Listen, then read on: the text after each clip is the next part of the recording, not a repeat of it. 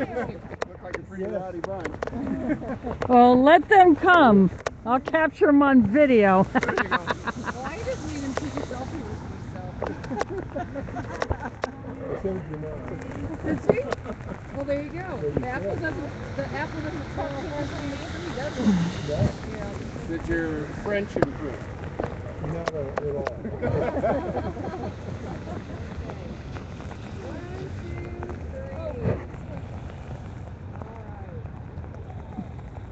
That wasn't a selfie. That was not a selfie. I took this on there already. Look like And your name? Hazel. Hazel. Oh, I just lost my status as the youngest person here, I think. And that's pretty sad. I'm supposed to get Hey, I'm still 49. How are you?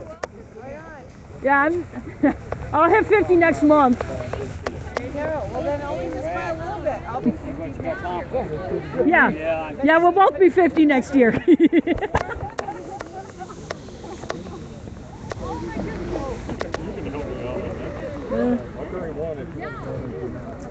Well, I guess I might not need to. I got a couple extra umbrellas. So, if you want one, I can pull one of them out.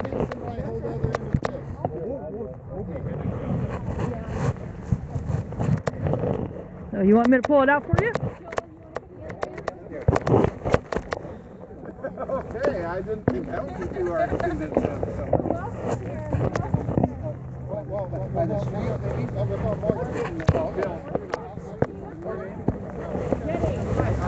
There we go. Okay.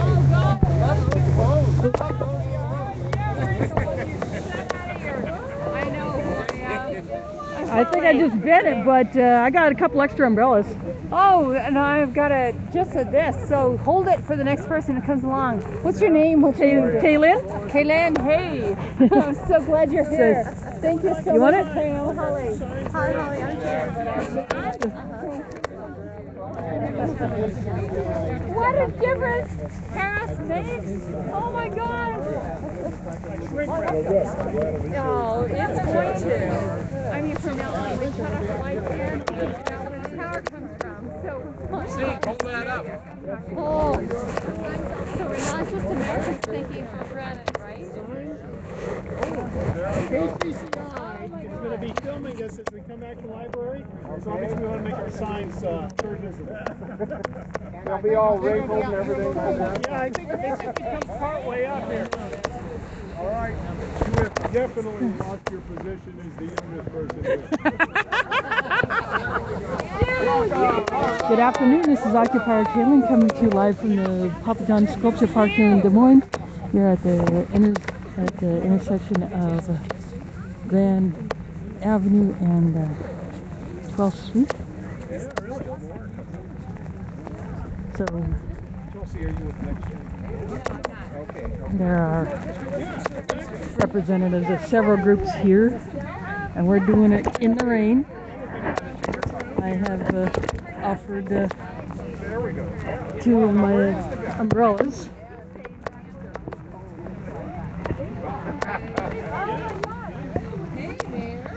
Good thing I was torn between two events today. Yeah. The one here and the one at the state capitol. Yeah, if I could clone myself, I would be streaming both, but You can't divide yourself to do both. no, I haven't been able to clone myself yet. Although some people might think that's dangerous to me. Who wants to help Harry? We got some Harry here. I have long banners over here that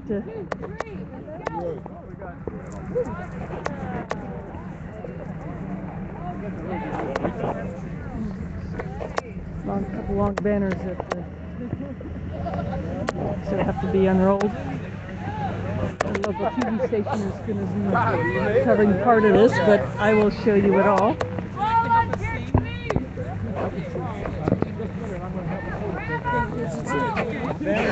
It is that well. It was straight from my golf bag. You did encounter some of these conditions on your own. Yes. Oh, and worse. Yeah, even colder sometimes. It's a good thing you're not anywhere in the UK right now. Well, hey, they are really getting hammered. Yeah, I mean, no doubt the Thames is getting up a few feet,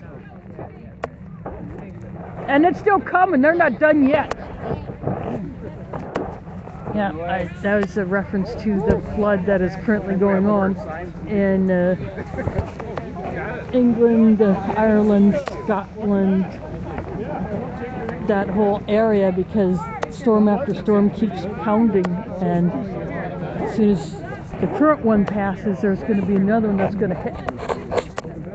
Thank you. Welcome back yourself.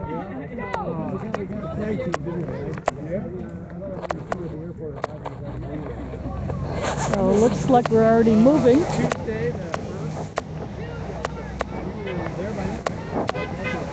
And already getting honks.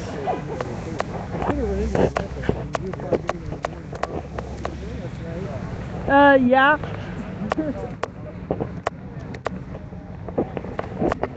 Let's see if I can.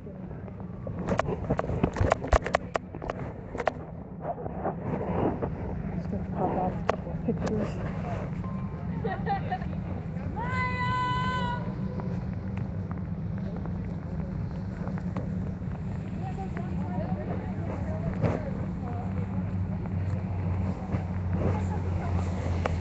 Here's the song sheet for you.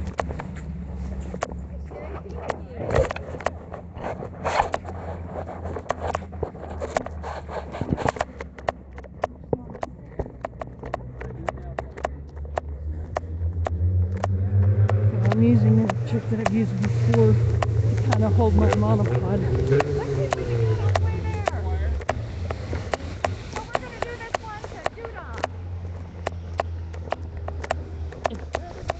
My purse is overloaded.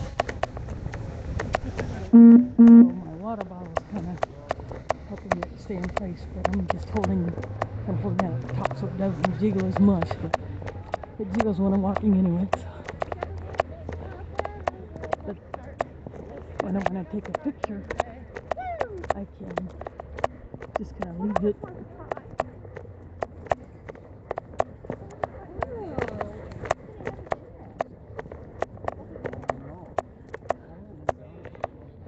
That is going to be the new Come and Go headquarters over there. Oh, that is? Yeah.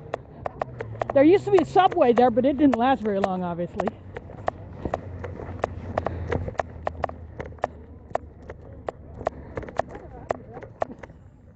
The library is that way. Yeah. But no, going around. We're walking the park. That's what it is. I mean, I should do that.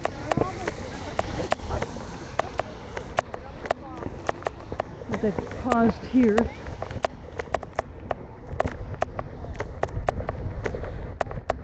Looks like we're walking through the park. Or we're walking into the park, not just around it, apparently.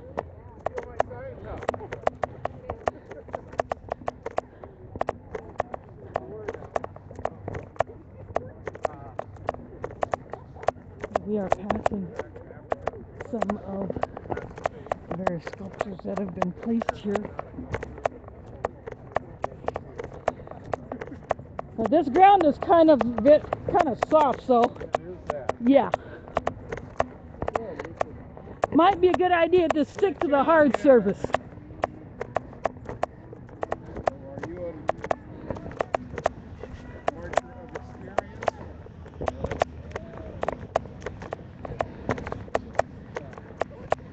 So there are probably about 30 of us out here.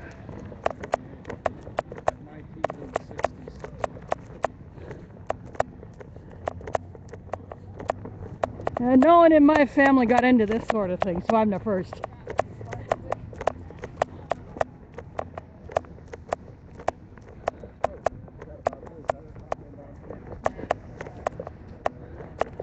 This is a bit of a hill. And I'm going to take advantage of this.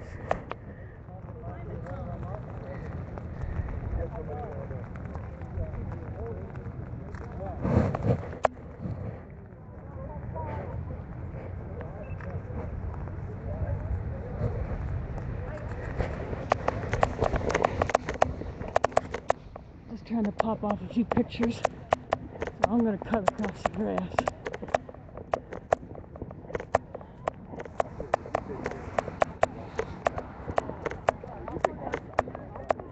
Even though it is quite soft.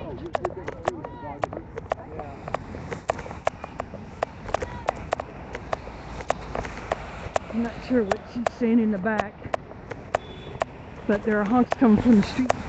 That is Locust Avenue right there. So we basically cross from north side of Sculpture Park to the south side.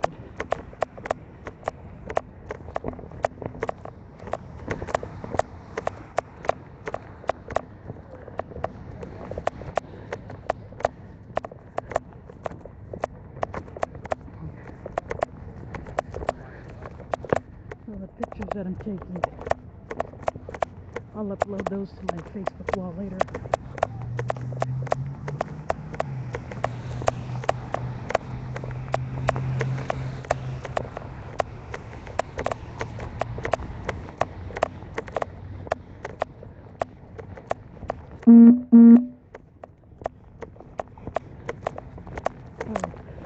A couple of the guys who are participating were actually in Paris for the climate summit.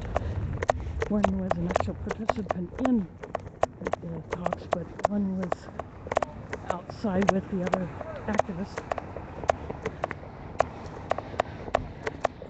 Ed Fallon, who first walked across the United States for the Great March for Climate Action, and then walked the length of the proposed Back North pipeline across Iowa. And then now he's only been back in Iowa a couple of weeks and a few days since he walked to Paris from the beach Normandy. And it was after a couple of days after he arrived in France that the attack happened.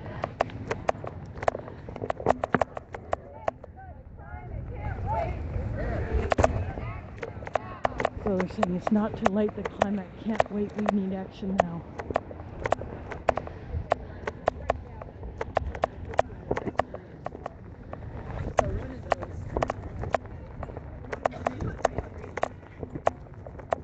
There are a few stragglers taking up the rear.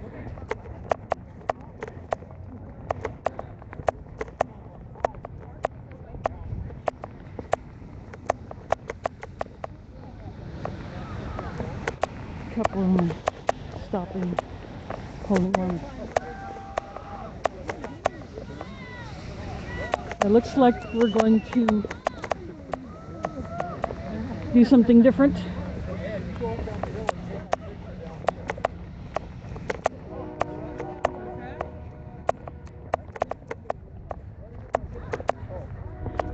He's going to take a picture from a higher elevation. Yeah, that's what Ed's doing.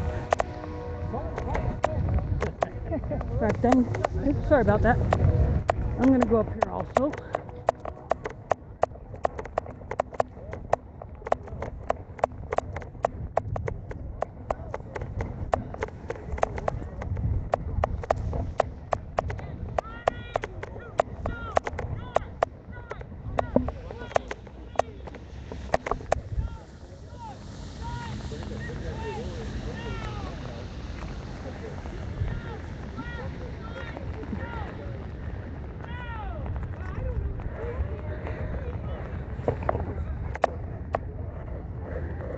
But everybody has to get really tight. Yeah, you're close in, close in. Close in, just surround it. Yeah. Yeah, close in around it. Way in.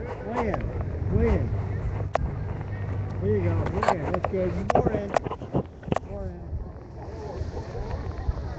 You guys gotta get in this way. Yeah, closer to it, closer to it. Better get it quick. I'm trying to get everybody. Yep, tighter you can, much tighter. Really, much tighter. Much tighter. Alright, maybe that's gonna be hard.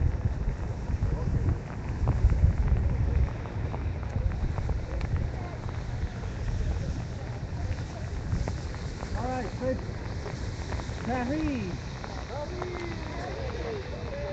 Paris. Again.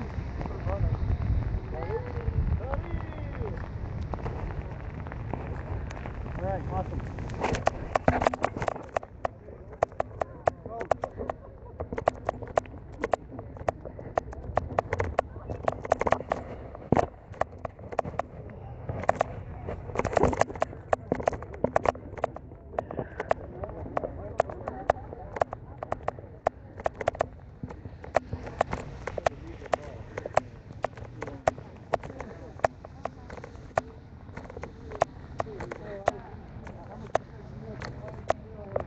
And now it looks like we're going to be turning right.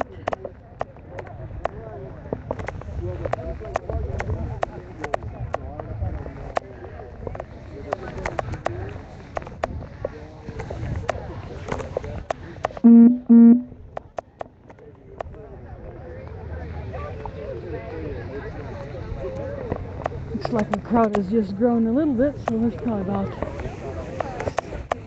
50. Yeah, you're looking good. Right. It's over there.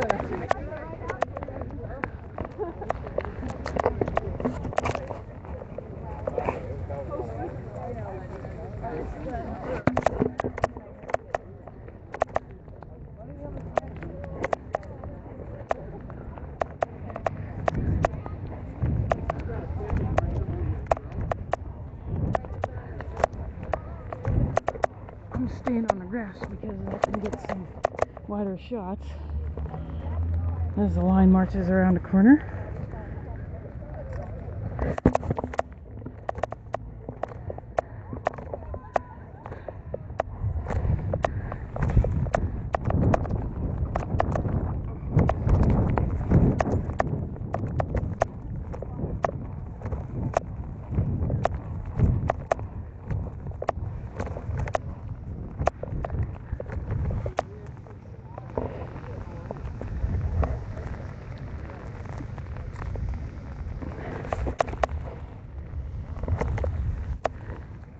Now hold up, the others are still at the corner.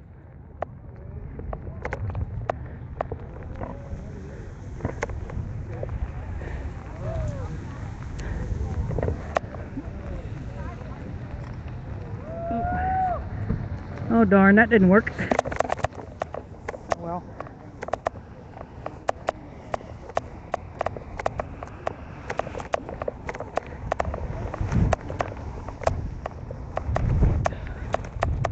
Wind is getting a little brisk, so. Say what?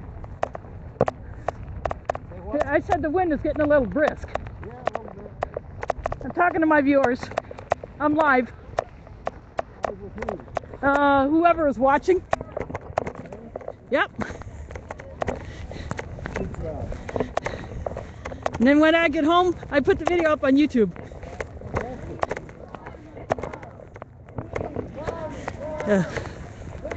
Clean climate now is what they're yelling behind me. So I'm just showing you behind me. The bulk of the group is behind me.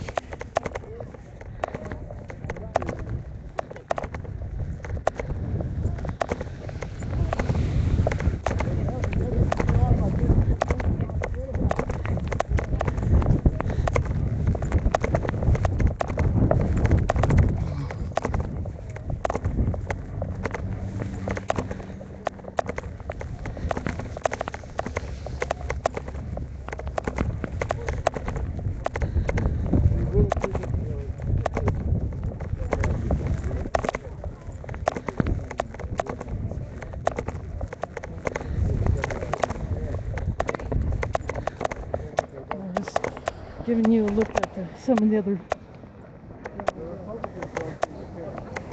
objects in the sculpture park. Those that the people are surrounding for some pictures. see a couple have decided to go into the street.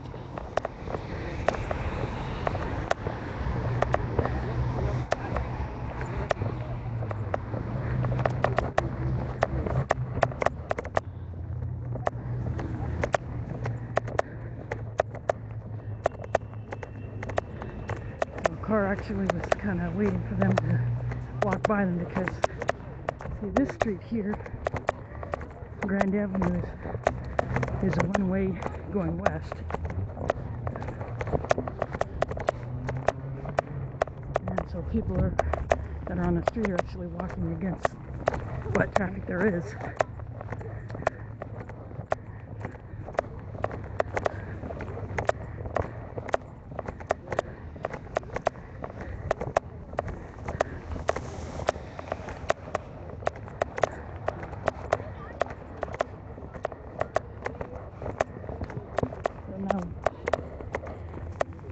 It's a little foggy, as you can tell. It's kind of hard to see the top of that building. That is 801 Grand. It's owned by the Principal Financial Group, which is one of the main employers of the city.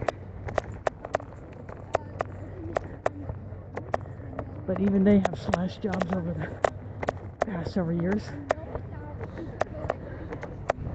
So I know they used to occupy spaces in other buildings, but now those spaces are empty. No one has filled them yet.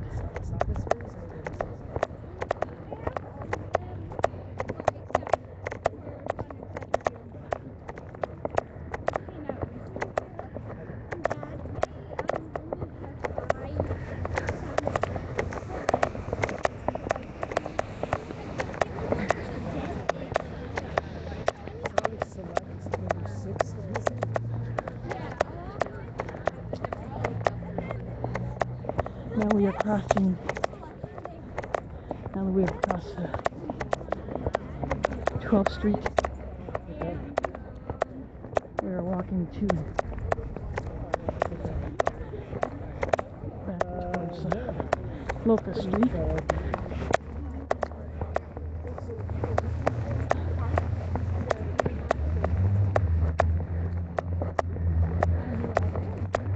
This is at Gateway Park that is in between 12th Street and that coppery looking building, which is a Des Moines Public Library, the Central Branch. This is where the chalk flood took place during the summer, which I live streamed.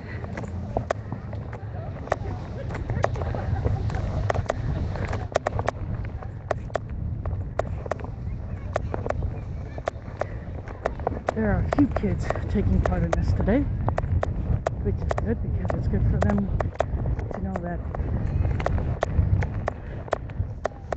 this is being done for their future.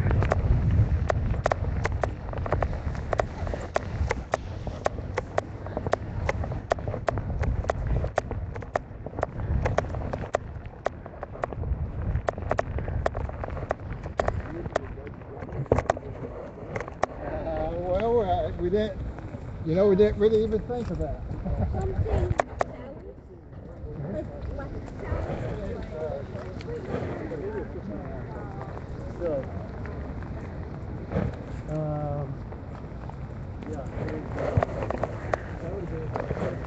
Just taking a few pictures.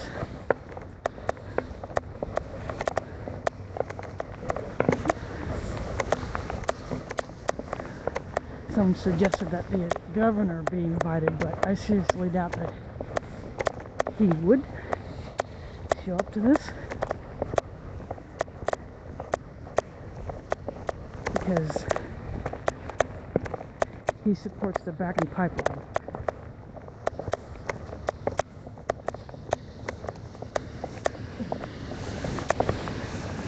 And we, however, are against it.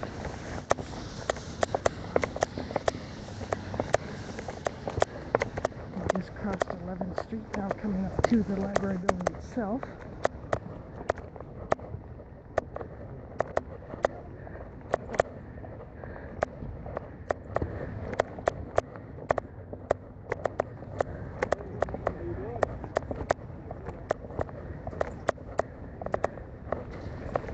there are some people who might have been waiting here at the library.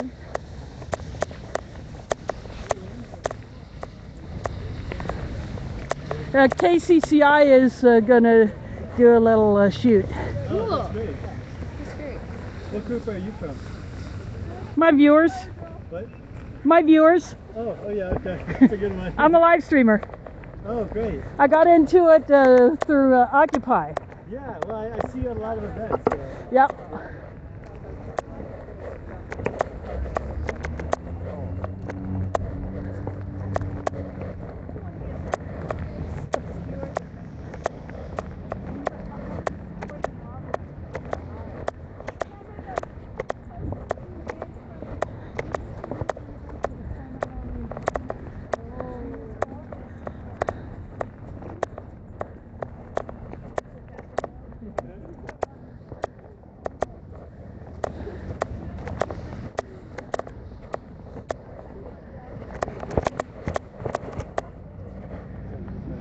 Yeah, you actually worked by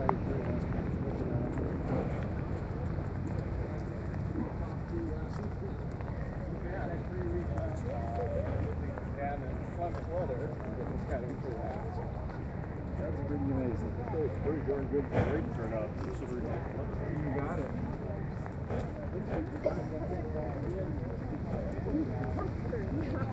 You know, I said,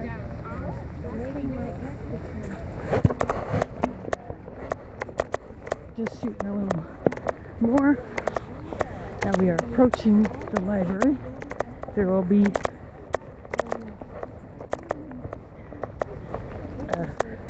some speaking here. I don't know if we will actually go inside. There's a central section in between the two doors that we could.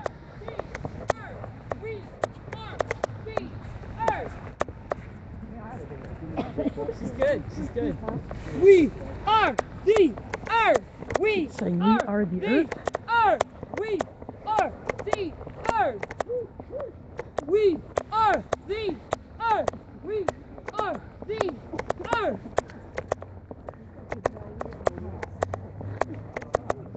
well, you know what? You've done a protester 3. If we don't identify the earth, we're dead. Yep. Looks like we are going in. That means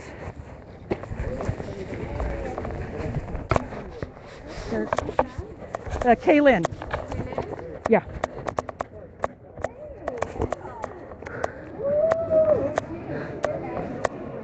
And we are going inside, so we are going to stay in this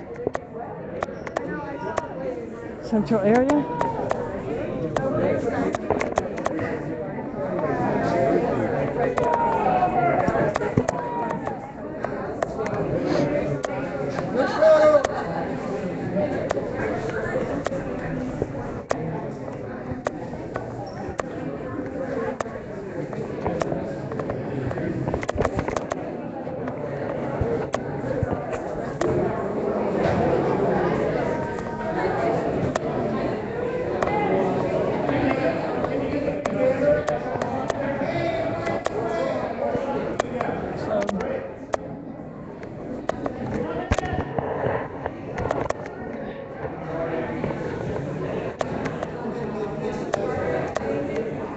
People are aligning in the middle.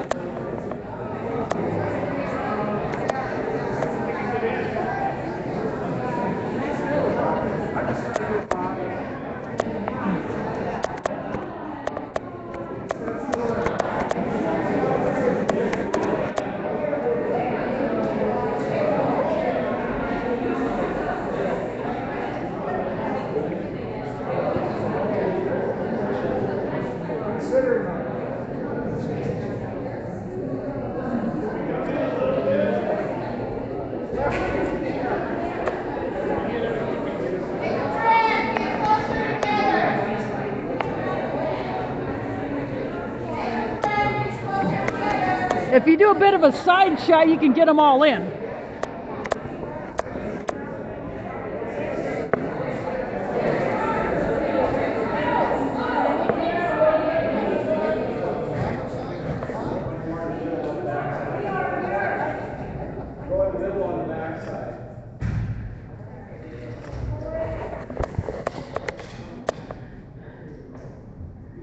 Yeah, get that thing up. Yeah, spread it apart. There you go.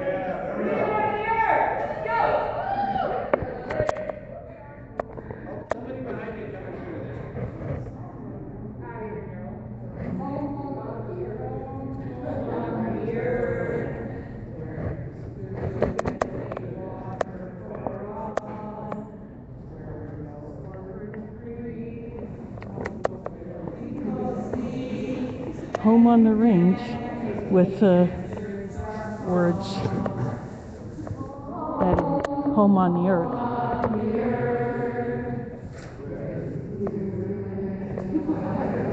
Sure.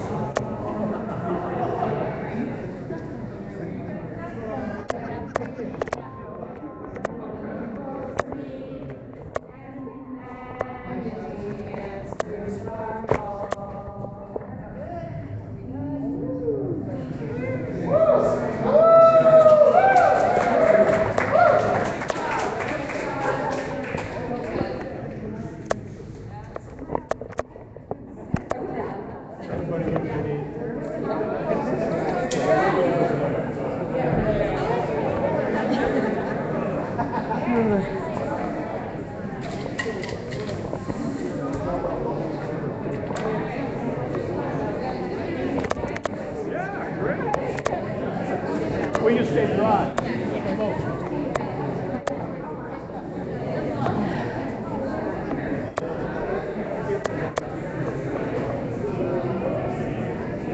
Hello.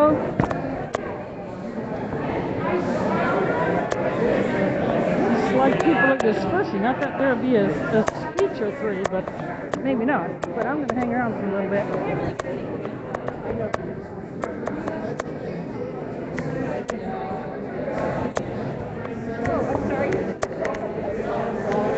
Well, it landed on my foot so I could kind of lift it up.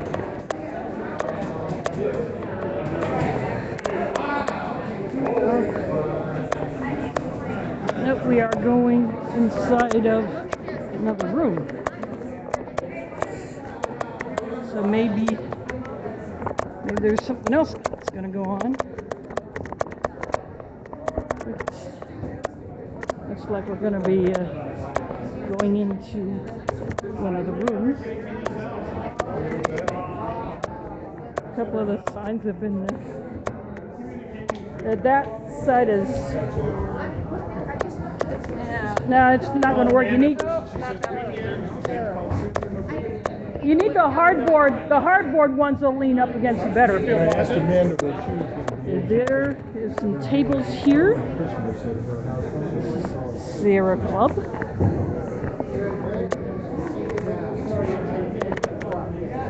And also Iowa Interfaith Power and Light. I'm here today. Which is not an actual power company, but more like a people power.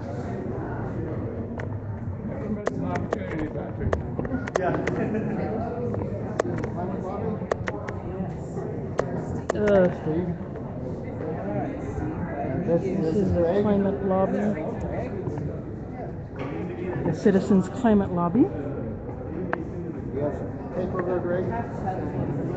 My tape is on the other side of the river.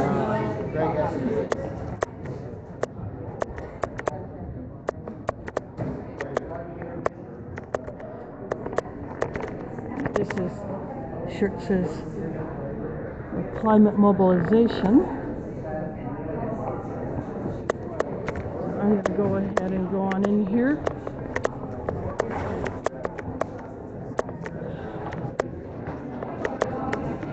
I'm going to see if I can grab the front row.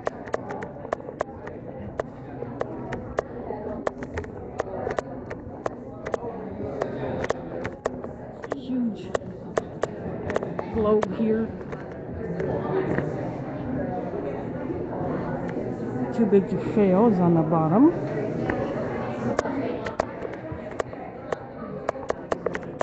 Not too big to fail though. Nope. Birds can fail.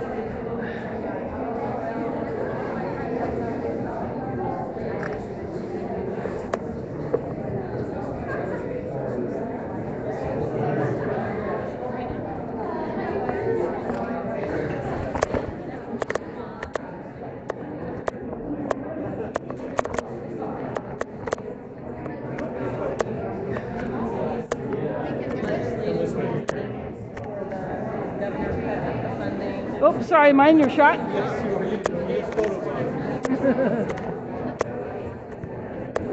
She is doing Rosie the Riveter pose.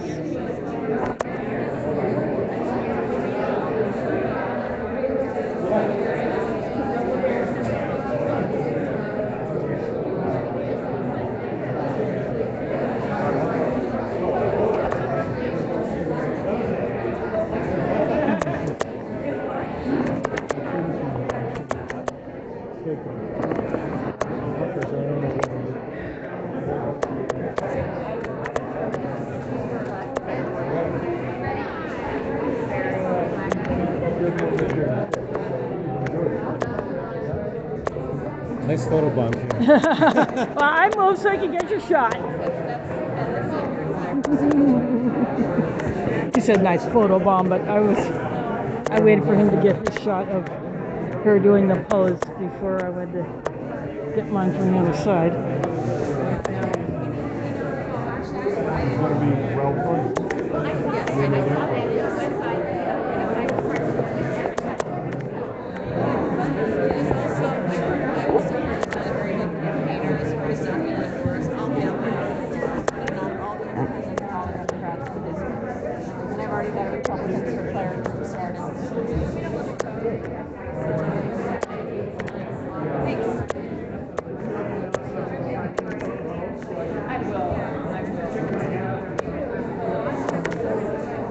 Oop, don't sit on that.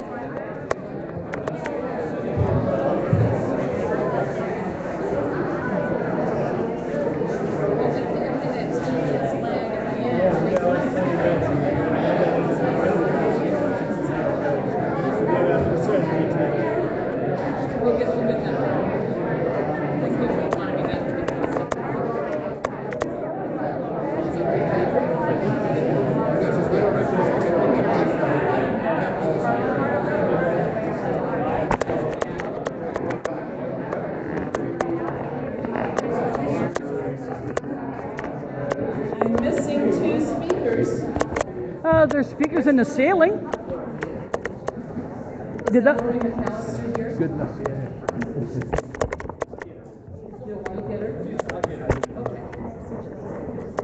I'm just unsnapping my jacket.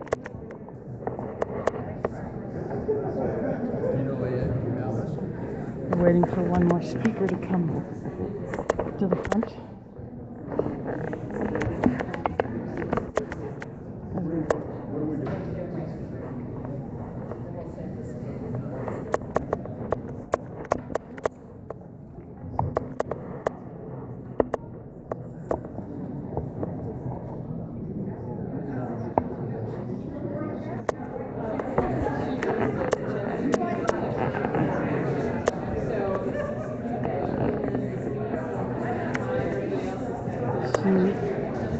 The moderator is kind of going over the rules that will be used.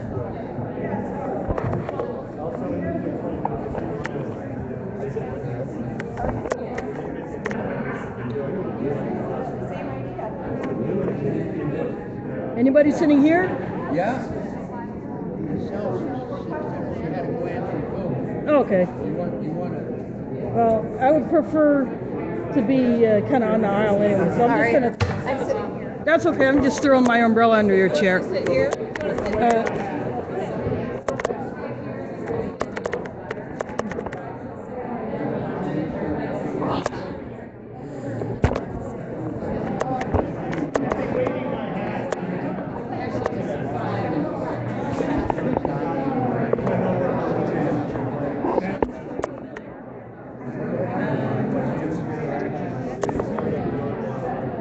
Pat Bodie from Iowa Public Television.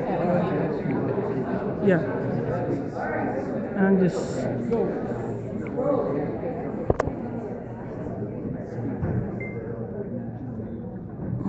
Well, welcome everyone. Thank you so much for coming and being a part of this climate action piece today. It's been an exciting thing to see how many people were able to actually show up and do that.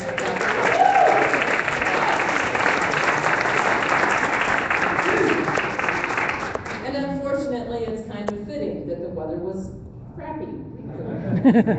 I'm Pat Bodie with RDG Planning and Design, and I'm going to just kind of help moderate and keep us on time here today. We've got about an hour together with our panelists, and hopefully we'll have time for a couple of questions on the back end, because I think the mayor will probably give you some additional opportunities for questions as well. You know, it was in the last century that Iowa was home to the land ethic. And here today, we are really creating the energy for a climate ethic. The people in this room and in this space are, I think, responding quite positively to what has happened in the Paris Accord. It may not be perfect, but progress has been made, and that's an exciting thing to see. And we have people here on this panel who know a lot about what's occurred and will share that. But also people who can tell us what we can do in our everyday lives to live that climate ethic. So there's a lot for us to learn here today, and it's going to, I think, be a very powerful hour, and it has been well kicked off by all of you willing to stand out there in the rain and make a change. I'd like to first acknowledge that we are so fortunate to have one of the few early on decision makers to recognize the importance of climate. And so not only was the United States well represented in Paris by our mayor, but so, of course, was the city of Des Moines. So I'd like to turn this over to Mayor Frank County to share with you some of what he learned while in Paris and what his ideas are for the future.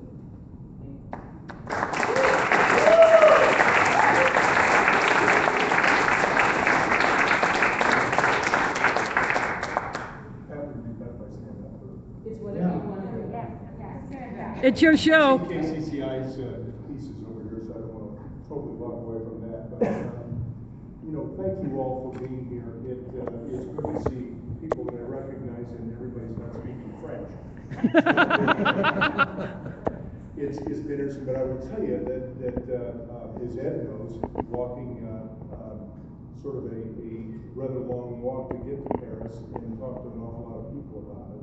I remember the first one of these climate gatherings that I went to was in Copenhagen.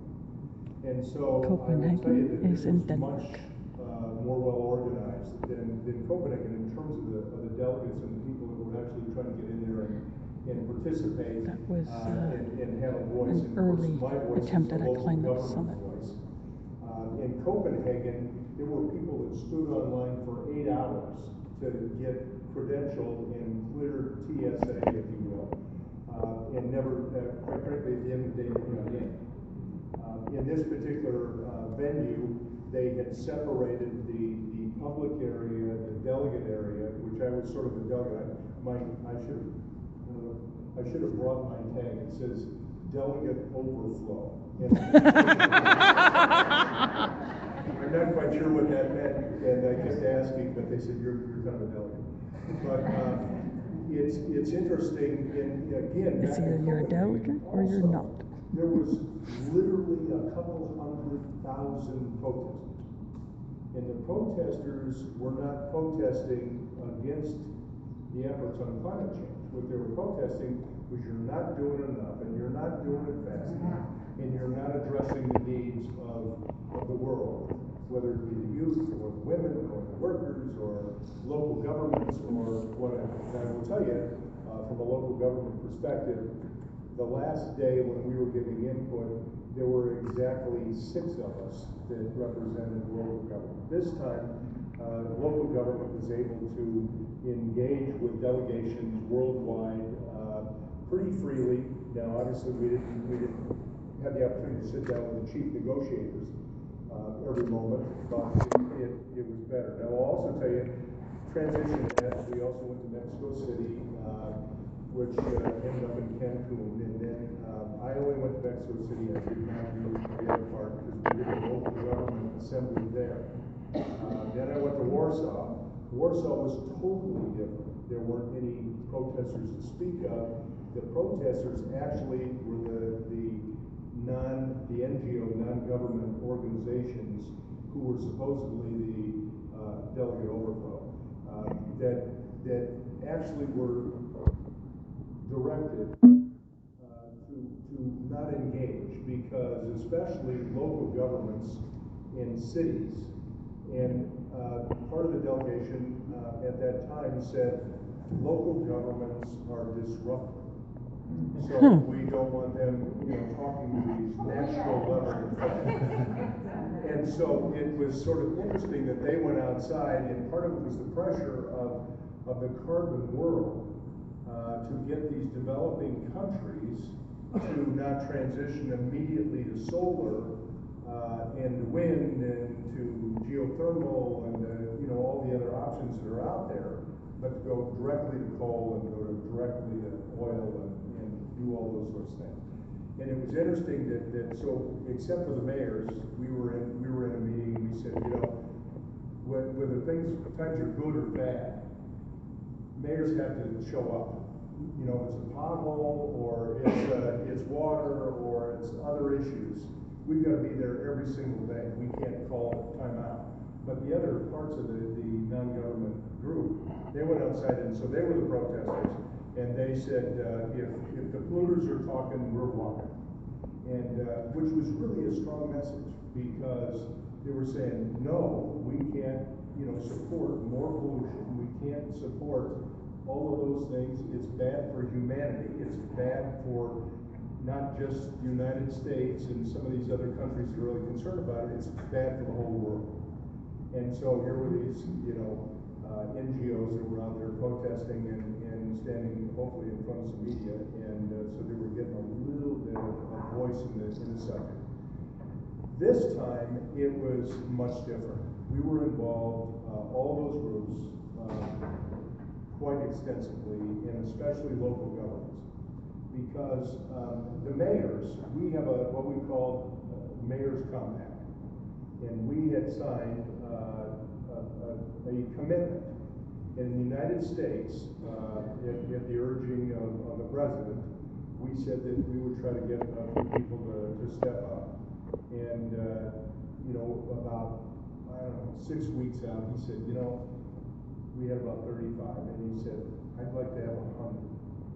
And so we kind of, as local government people, with the administration's aid, he said we got support of the administration, we went out and got 120.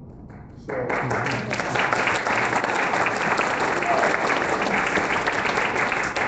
now, for a lot of you probably are familiar with the Compact of Mayors, but just to give you an idea, here's what it means. You sign up, so we commit our cities that we're going to work on this, and then we measure. We do our baseline studies, and we find out what our pollution level is and what the source of that pollution is. And then we set a target as to how much we want to try to reduce. Now, signing up is the first stage.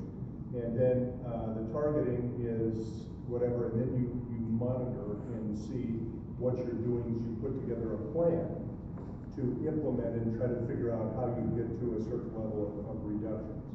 Of course, at the end of the day, I think what we'd all like to see is a net zero city.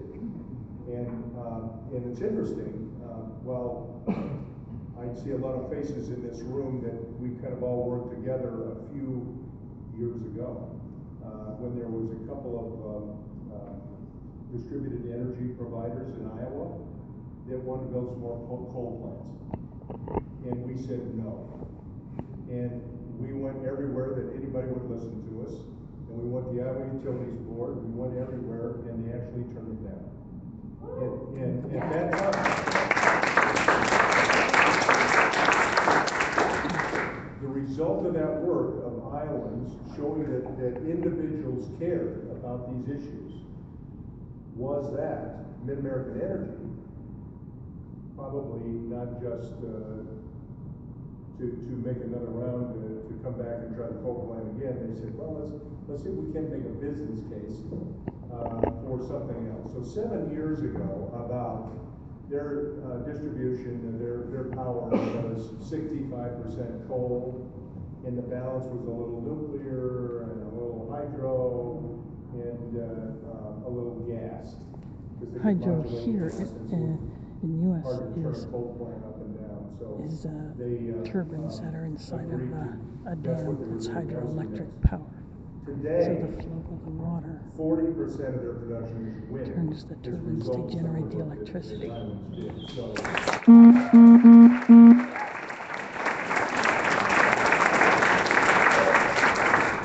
So it's some of these stories that we as local government people took to this meeting in Paris and said, we can do stuff. There are things that local government and citizens at the local level can do. And quite frankly, the support that you leaders at the national level have is the people. Because the people want to see an earth that is able to be inhabited by our kids and our grandkids and our great-grandkids, and as the natives would say, the seventh generation. So I think that our voices were heard, but it's because of all of you, because of you, and thank you so very, very much for all of you doing. Keep it up. We've got to keep it up.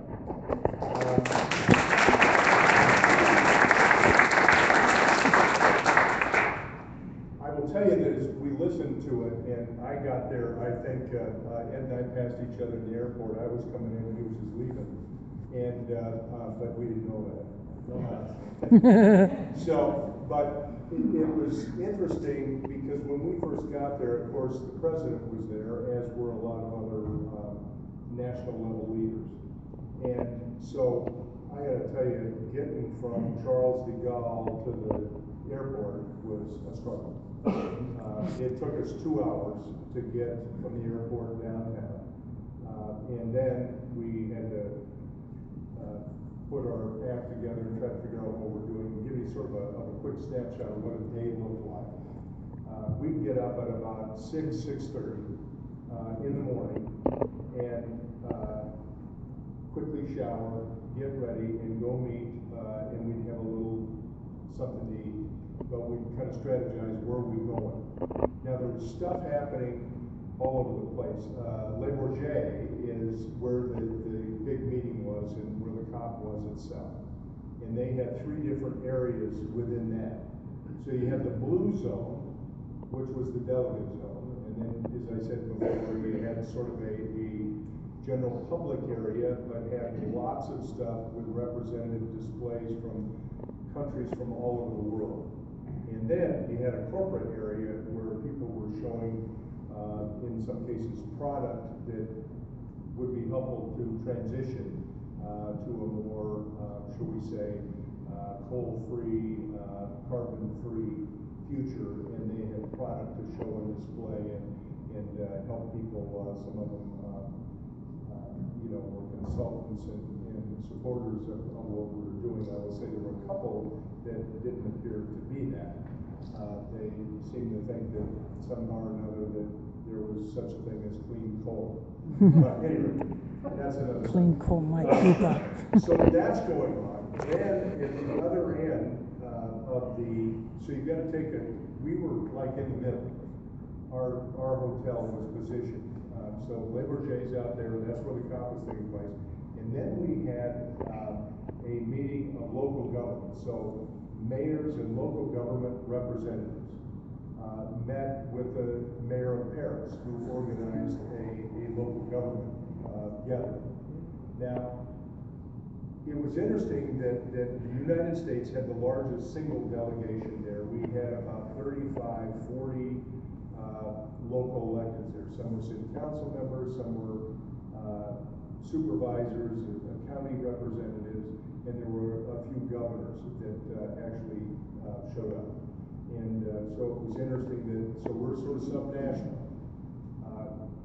But in total, there was over 650 worldwide from all over the world that showed up. Local governments, again, showing that kind of ground up support for what was going on and showing the urgency of what needed to happen. Because many of these places are seeing the effects of it, especially some of these island nations and coastal areas.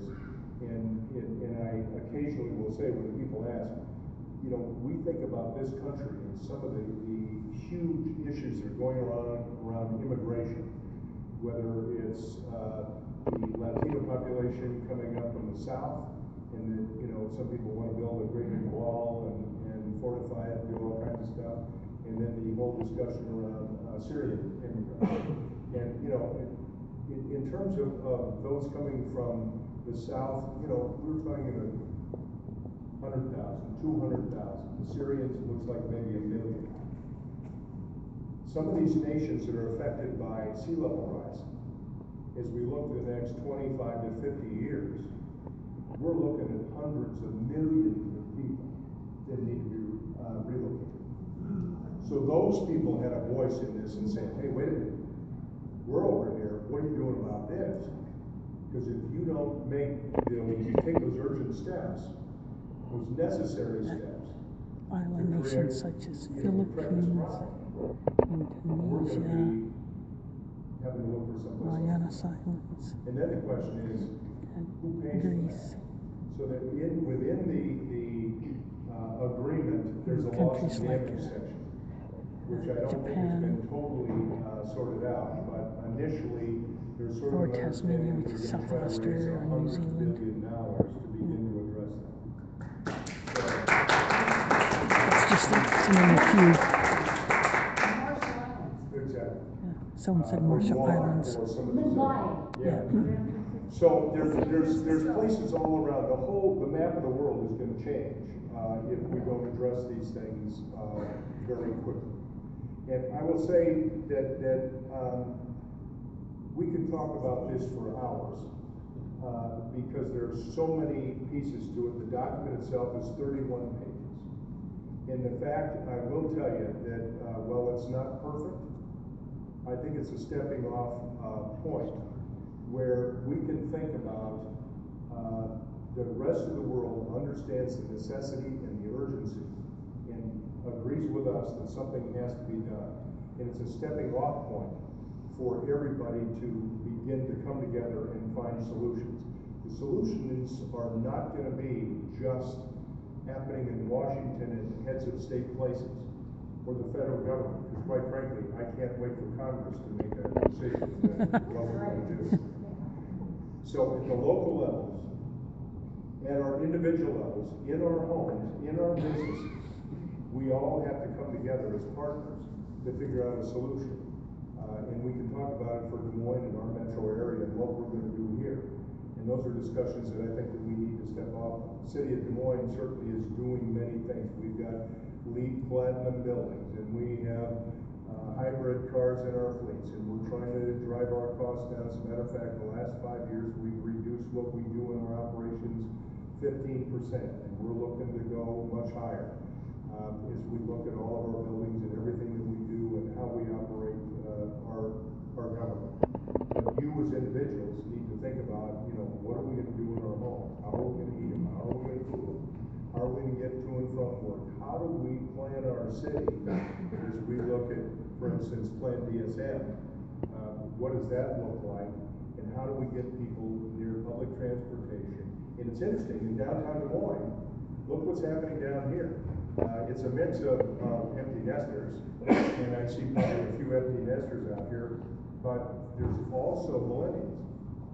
And it's also interesting that the number that I'm hearing of the millennials that are living in downtown Des Moines, 17% of them don't even have a car. So they're going.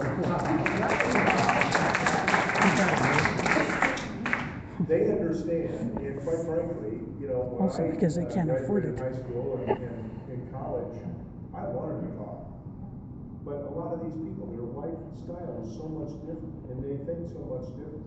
And I will tell you that, well, most of us in this room are mature. Young people, if we can get this in our education system and let them see what happened in Paris and let them see what the hopes and ambitions are of all the people that participated in that Conference of the Parties, and let the young people know they get it really quick. They understand and they turn to their parents and say, why aren't we doing something about this?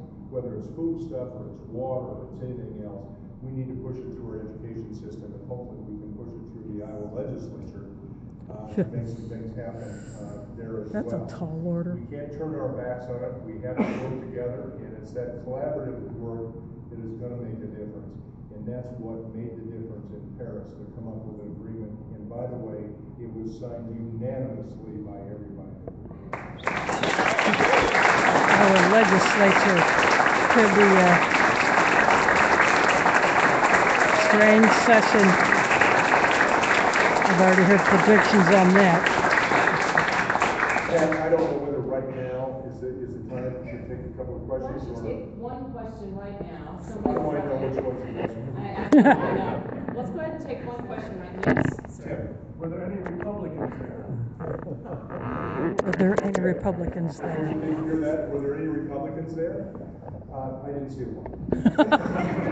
They're all chicken livers. But don't exclude them. But don't exclude them. Someone said, don't exclude them. Everybody, if they realize, again, going back to what I think came together in Paris, was that understanding of the need and the necessity to do this, and the urgency. It's hard for me, and I will, let me take one more minute. So the U.S. booth was maybe a little larger than this one. And so they had displays. And so over on this wall over here, and I can show you pictures of it, they had a whole scientific thing. So they put a thing up here of a sort of a map of the world laid out flat. And they'd show 18, 20 years worth of satellite data that they gathered on all kinds of stuff, on ice, on water, on aerosols, on forest fires, all kinds of stuff. And it was sort of fascinating to watch it and look how it changed over time, because it would actually show the seasons, because they did it month by month, and as the satellite goes around, and it'd show how, in the winter, the ice cover in the northern hemispheres and the snow cover would increase, and then, as the seasons would change, it'd kind of recede back to the north again, and then it'd come back. And so then they'd show portions, for instance, of Africa and in the western United States, where huge forest fires were taking place, even bigger ones, by the way, in Africa, and where that pollution was going. And it was interesting to me to watch the pollution head to the west and end up in the Caribbean and actually affect the United States. So Following the the data was Atlantic trade winds. You thought, wow, this is really great information. And they had LiDAR data, which is almost a 3D kind of a thing. So LiDAR that's is going on over there. And while you think a it's higher fascinating, end version quite of a frankly, weather it's radar. really frightening when you look at it. And those Republicans that we're talking about, I'll ask the mayor if there is a place where that kind of information can be available. And listen to a scientist who is just giving out the data. They'd want to do something about it, like, pretty soon. The data is there. When you know that 97, 98% of all the scientists on the face of this planet are in agreement with the data, in agreement with this accord, in agreement with the urgency that needs to take place, why are there still denials? So that's going on over there. Over here is plus they have a whole bunch of chairs and people making presentations about certain things and how people are coming together. Over on this side, they actually had a globe, which was this big, and somehow they could project on the inside of the globe, and you could see it on the outside, sort of another cloud cover kind of a thing that would go on. There would be people that would speak to that whole deal, and I wasn't there for one of those presentations. I walked by when one was going on. And then they had another section at the front over here, which was a 3D thing. So everybody could go up there and put on these goggles. And I didn't do that either. Matter of fact, I didn't see it till the last day, and all the goggles were busy, so I didn't get a chance to do it. But all of our booth, and I'm saying our booth, the United States booth, was all about atom. It was all about science. Now, some of the countries, would display pictures of some of their good stuff that they're doing here and there, and some of the work that they're doing to try to achieve more of a carbon-free society. But U.S. was mostly data. It was very, very fast. And but just think of buildings full of it. And Le Bourget, by the way, for those of you that are historians, that's where our first transatlantic flight by Charles Lindbergh, that's where they landed. And so it's the old airport that they turned into, at least for the purposes of this, sort of a huge conference center. And you had to go from place to place, and major security everywhere. Of course, they feared something might happen, and you can imagine military and paramilitary and police everywhere, never by themselves, always in two sections. And so nothing happened, but it is sort of a little unnerving to see, a lot of people with, and for those of us that are in the military, you recognize an M14 type weapon with a hammer back and a bullet in the chamber, and the guy's finger in the trigger, the barrel pointed down, but they're ready to go. So, interesting time, but for those, and Ed should have stayed a couple extra days because he could have, been in a major part of this, and that part of it is also fascinating, and I know he's welcome. Thank you, Mayor.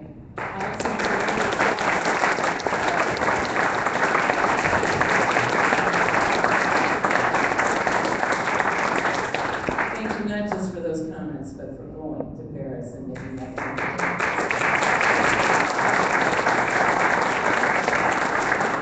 And before we hear from a couple of those young people, let's hear from someone young in heart. And that would be Mr. Ed Fallon, who walked across this nation on behalf of climate and walked across France for the same reason. Thank you. Thank you very much. It's good to see so many people out on this wild and wintry day. Stand up there. Yeah. It's good to see so many people out on this wild and wintry day in the new climate era. We should probably get used to this. This is the kind of gentle edge of the new climate era, and we should expect, as we're already seeing, lots of problems. I was very happy to just barely pass Frank in the airport. Knowing that Monsieur le Mayor was at the conference, I knew there was going to be a lot of good activism. I know a lot of people who were there, and I'm really confident. I was confident and encouraged by what came out of it. More on that in a bit. On November 11th, it's Veterans Day, Armistice Day in France. I was dropped off by our host at the Omaha Beach Memorial, and that was the beginning of a 200-mile walk. I did it with my friend Steve from Kentucky, and with a small satchel and a walking stick. We basically regarded this as a type of pilgrimage, as a mission from Omaha Beach to Paris to raise awareness about the critical importance of this conference. And we started by going to visit the American Cemetery, and I talked with 4 of the workers there, a combination of French and American workers, and every single one of them understood the urgency of the climate crisis. It was a great way to start the walk. And one of them even said, a French woman who worked there said, the earth does not belong to us, we belong to the earth. They got it. And I'll tell you, through my entire walk and into Paris, and I probably had between 100 and 200 conversations with people, with my French as best as I could, and sometimes in English. There was not a single person, there was absolutely 0 people who did not understand the urgency of the climate crisis. But that's encouraging. That's really encouraging. It means also we have some work to do in this country, because obviously one of the biggest obstacles to what happened in Paris is the resistance we're going to see by Republicans in the U.S. Congress.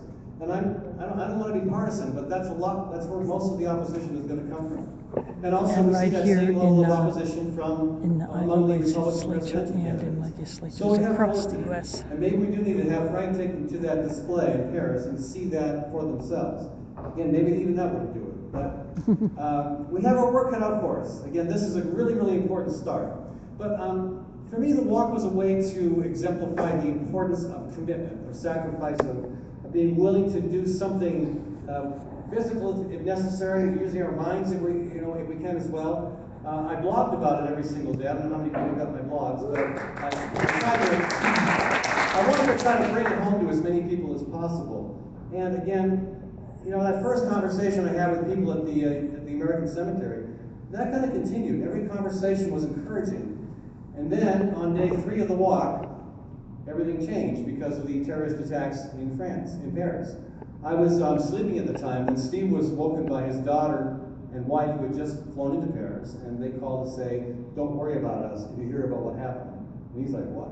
So we turned the TV on and learned about the attacks, and that changes the whole conversation because the next day it was really clear. There was a lot of sadness, a lot of sorrow, a lot of shock in France.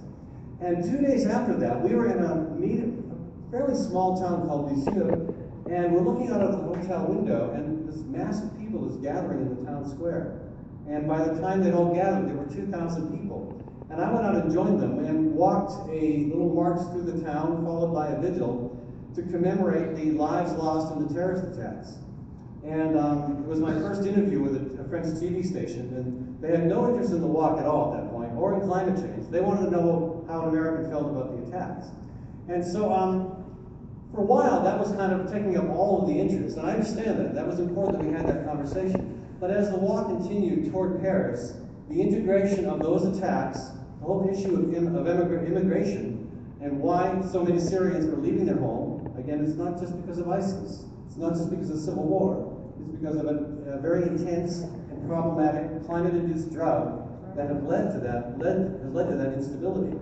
The whole conversation kind of came back together in how terrorism and drought and famine are all tied in with the Paris Climate Summit. And that came to a head a bit with the prohibition by the French government of any marches, rallies, or public demonstrations. I found that I was a little concerned. I had mixed feelings about it at first, but when I saw what actually happened, I was very concerned. And this is another conversation, but we can't let our fears stymie the First Amendment in this country and the freedom of speech across the world. That can't be allowed to happen. And really, that's what happened. This was not about protecting us from terrorists, because the march and rally was 8 miles away from Le Bourget, where the conference was. And it was clearly about keeping us quiet. And people responded angrily, and there was quite a pushback, and I got my first taste of pepper spray. I don't recommend you experience that if you can avoid it. But the bottom line is, there was a lot. I mean, it wasn't just us walking from Normandy Beach. There were people walking from Holland, people who were on last year's climate march. There were people walking from Rome as part of a peace pilgrimage, and people coming from all over. Because folks who've been paying attention know, as you all know, this is a really, really, really critical moment. And so what came out of the conference, I think we still have, the ink is barely dry. We have to study it. But my first impression is that it's historic. We haven't seen this happen yet. Honestly, it should have happened 20 years ago. And honestly, it's still not in keeping with what science is telling us. My friends Maureen and John from Iowa Physicians for Social Responsibility, John told me a great story over lunch about how we got to this idea of limiting the rise to 2 degrees Celsius. Well, when you look at the science, it ought to be a lot less. And I'm glad that in the report coming out of Paris, there is talk about 1.5 and moving toward that. So we have to really push hard to make sure that the presidential candidates now begin to understand the importance of that. We also have to continue to do these kinds of things. And I really want to encourage people as you leave, outside the door is the booth for the climate mobilization. My co-worker Rosie the Riveter, aka Sherry Hardina, and some others here too, have been trying to raise awareness of the importance of pledging firm action. So please take a second to sign the pledge to mobilize if you haven't already. And keep doing what you're doing, because I know your hearts are in this, and we have to regard it as something we're going to have to be working on for quite a while going forward. Thank you.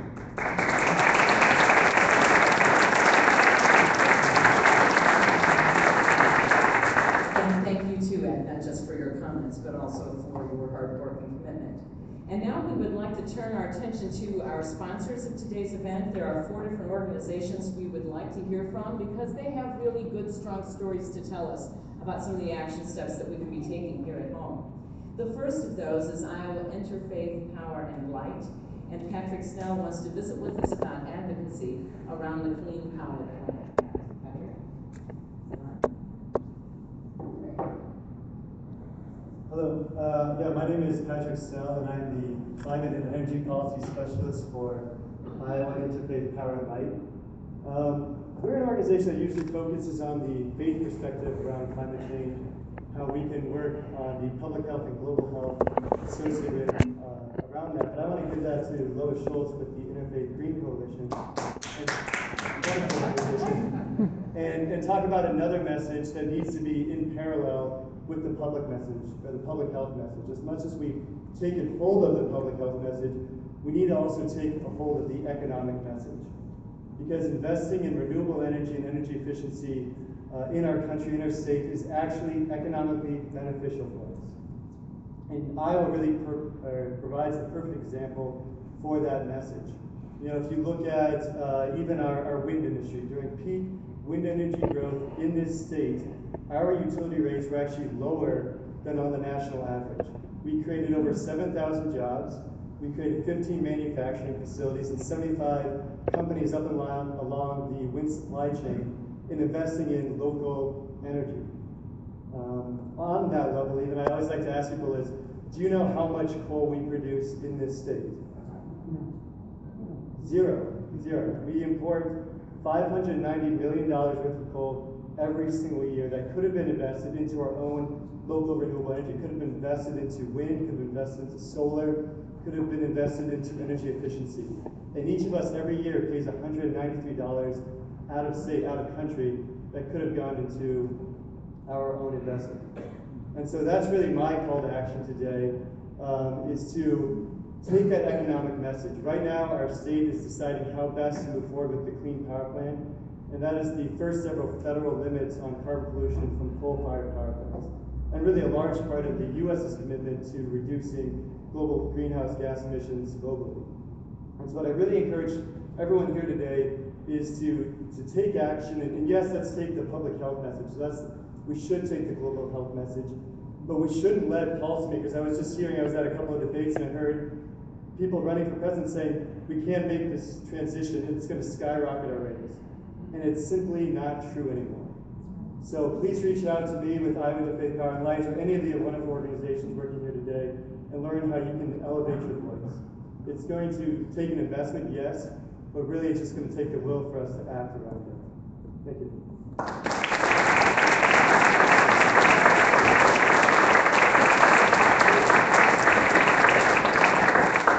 I think we have a nice driving theme here about the will to act. I think that's a good theme. I'd like to introduce Ellery McAllister. We've been promising the youth perspective. She's with I Matter, and as you can probably see, she's a little bit younger than I am. Ellery.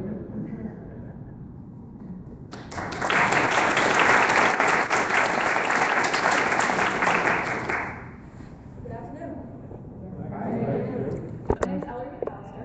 I'm 14 years old and a freshman at Roosevelt High School. I've been asked to speak here today to give a youth's perspective on climate change. I also want to tell you a little bit more about I Matter, a campaign to empower young people to speak out about climate change and hold adults responsible for protecting our future. I have to tell you that, so far, a lot of young people are not too impressed about how you're handling this whole climate change thing. Scientists have known about this problem since long before I was born. Given that, you adults have had plenty of time to act together. We should be well on our way to be done with fixing this. Instead, you adults had to pull an all-nighter to get your term paper done by the due date. Talk about procrastination. If that's the way you adults do things, I don't see why I should be criticized for doing the same with mine. Now, if I had to give your term paper, and by term paper, I mean the Paris climate deal. A grade, I would probably give it an A for effort. Is it not? There's a lot of static. Yeah. Yeah, is it? Okay.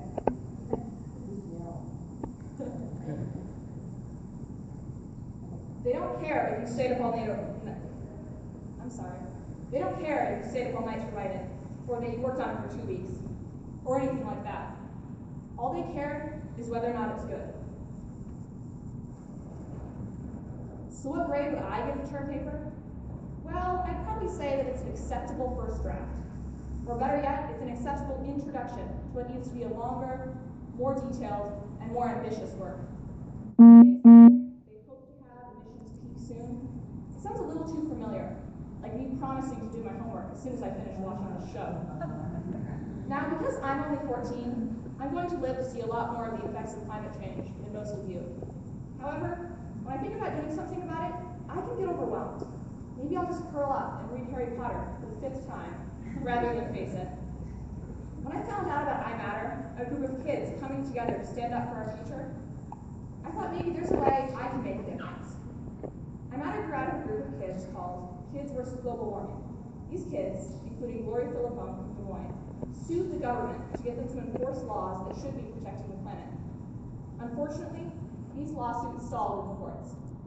Since then, I Matter has grown out of that with a new strategy.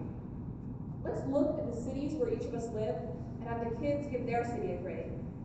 Is Des Moines on track to cut emissions the way scientists say we need to? Are we greening our transportation, energy, housing, food supply, and city planning? Are we cutting energy costs in city buildings while helping members of the community do the same? Are there environmental justice challenges that we need to tackle? And what are we doing about them? The Des Moines members of I Matter, who are middle and high school students, have a meeting scheduled with the City of Des Moines Sustainability Coordinator this coming Wednesday. We will use this meeting to begin to evaluate Des Moines on these issues and give the city an official I Matter report card. I would like to say that Des Moines will get an A on all of these. If we cannot, then the city, and that means all of us, will have homework. Thank you.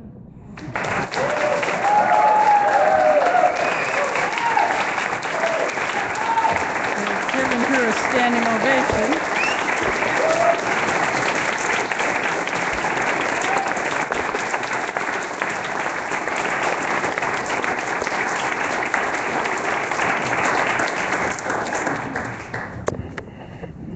Ellery gets an A triple plus.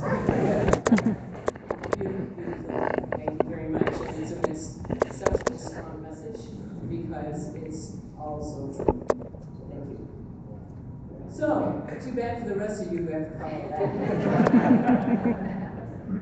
We need to look at putting a fee on carbon emissions, and here to visit with us about that is Greg Frank from Citizens London Law.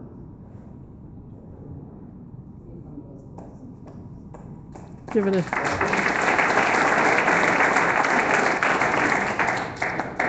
Is this on? Yeah, that worked. That works. Great, good. Well, it's good to be here this afternoon. And Citizens Climate Lobby has a core of Des Moines area leaders, 4 or 5 I see around the room. And I got the short straw. So that's why I'm presenting to tell you a little bit about the organization. It's a volunteer organization. It has 2 reasons to exist, and one of them is exactly what we've been talking about. It is an organization of volunteers who are concerned about future generations and the effects that our generations, previous generations, have had and are passing on to our children and to our grandchildren. The founder of the organization realized 10 years ago that even though he was out presenting climate change meetings and campaigning for a lot of individual actions, that was not going to be enough, that he needed to empower people to act, and that's what Citizens Climate Lobby is all about. It's true to it's a volunteer organization, and it empowers its people to act, and its national goal is carbon fee dividend, a way of reducing carbon emissions with minimal government intervention, with markets and private enterprise carrying the load. And we can tell you a lot more about that. There's a table outside with more information about Citizens Climate Lobby. We meet monthly. Sign up for our distribution list. Steve Shivers is in back. He's one of our leaders. Why don't you wave? See Steve, tell you more.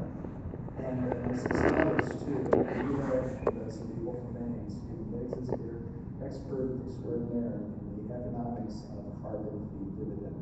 One of the sidelights coming out of Paris, I noted, was a strong discussion of carbon pricing, which is exactly the kind of thing we're talking about here. And just to give you a quick taste of the environment, the organization is relatively young, founded in 2007, and the number of groups in the United States, Canada, and now other countries has doubled just about every year. 250 some groups. The IRA group, I'm very, very proud of it. We have met, we have lobbied all of our members of Congress, either face-to-face or staff, at least once in the last couple of years, and the Des Moines chapter is just barely 2 years old. So we've been extremely active. As an example of that already happened, China now has carbon credit market that is being developed. A number of published pieces, outreach, presentations as well. This year, so far, for example, we've had nearly 15,000 outreach events, such as this kind of presentation. And if you are on your way to a caucus, please stop at the table. We have a model resolution for you to take. Either the Republican caucus, Democratic caucus, and for you to present. That's the kind of empowerment that we're talking about here. So, thank you very much.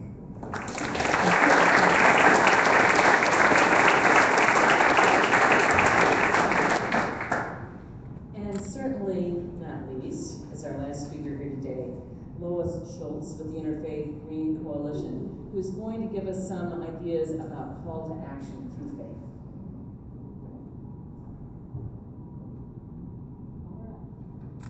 See if you can hear me now. Well, I wanted to, first of all, say that all of this stuff can get kind of overwhelming. And so if you're somebody who's feeling a little overwhelmed, let me say, speaking from experience, getting involved with other people and actually doing things makes all the difference. You know, it's one thing to listen to the news and then to go, oh, I don't know what to do, and sort of get discouraged. So I want to tell you a little bit about the Interfaith Green Coalition, which just got started last February 14th on Valentine's Day.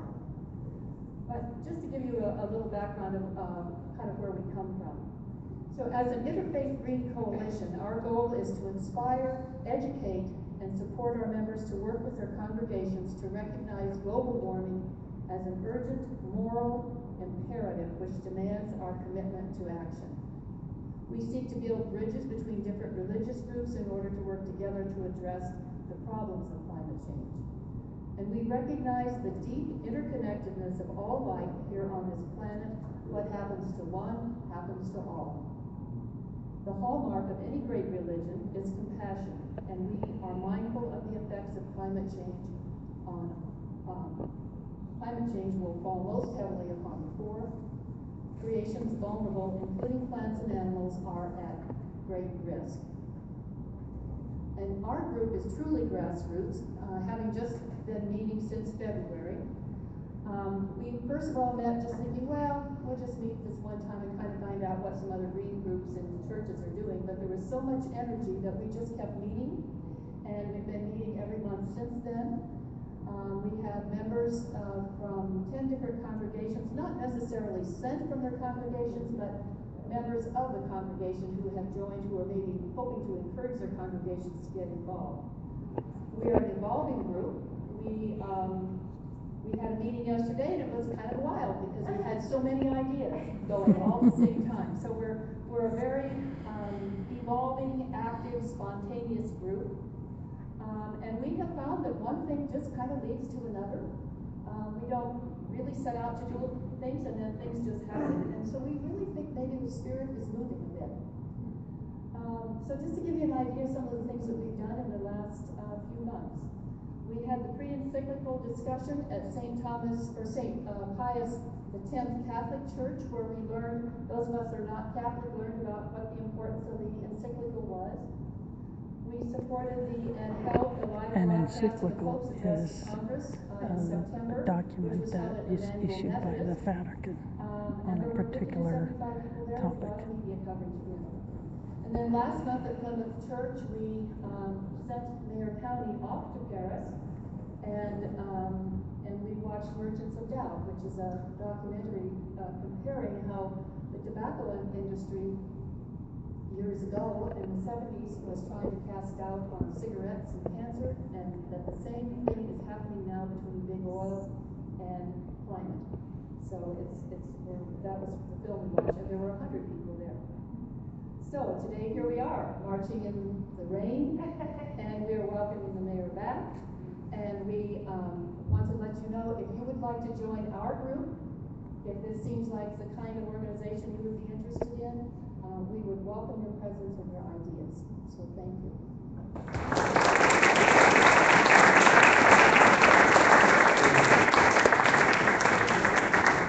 We're very close to out of time, but I think if we get some succinct answers, these folks are capable, we could take 2 questions. So make your question count. Yes. Thank you all. Liz Cox, West Des Moines. Ed, thank you for walking the walk. And Elliot, I think we have a future group that's going to make a debut in the coming days. My question is really on a larger scale outside of Des Moines. I don't know where Iowa ranks in terms of our consumption of carbon in the larger footprint, but we do have and have had success in declaring our state as the #1 vegetation as a #1 in parks as a She is asking about Iowa's standing when it comes to carbon consumption when it comes to fuels. And how will we measure that, or how do we measure that? I'm not sure how we rank that way. There are a number of mayors that are very committed to it. Dubuque is one, Charles City is one, Iowa City's working to do things, Fairfield is working hard on it.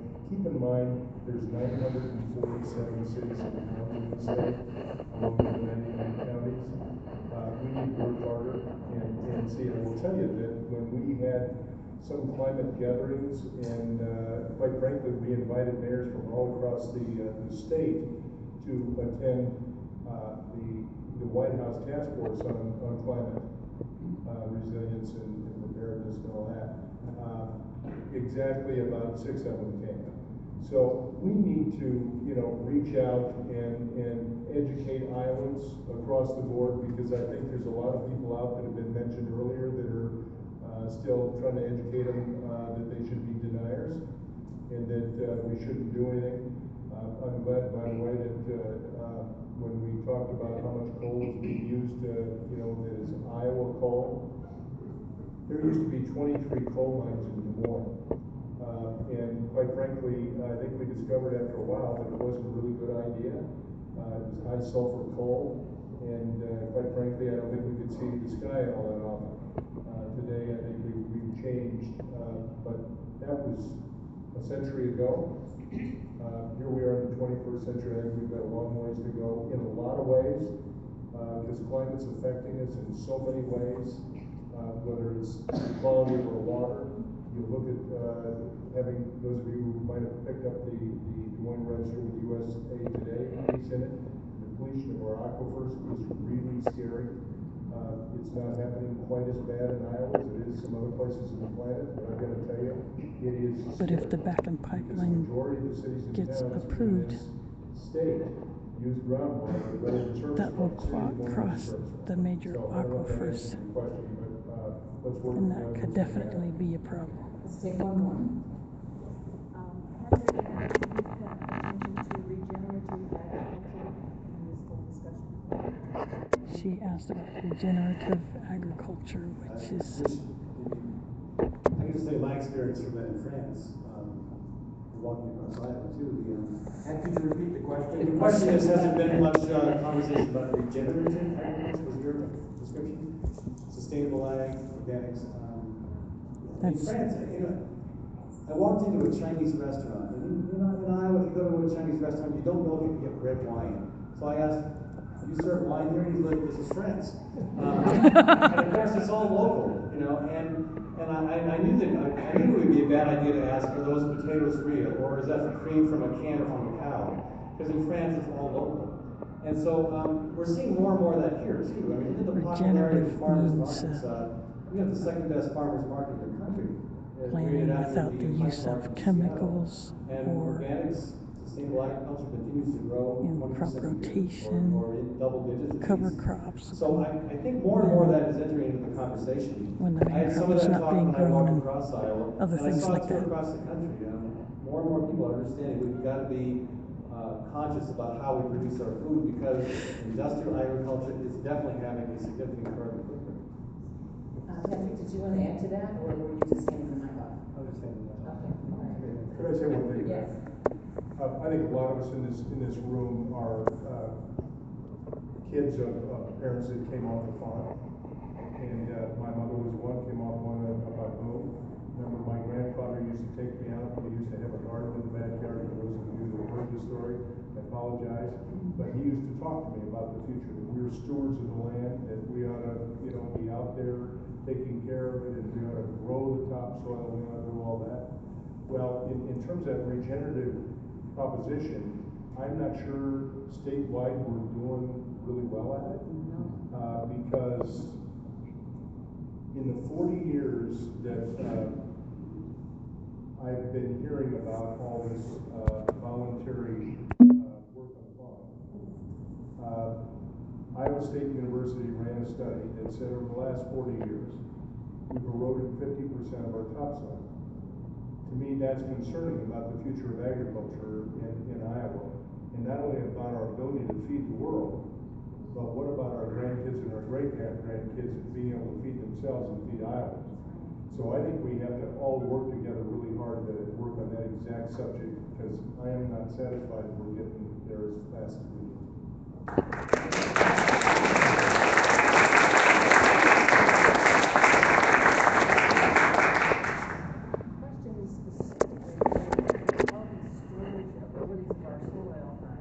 Carbon storage abilities, what she's asking about.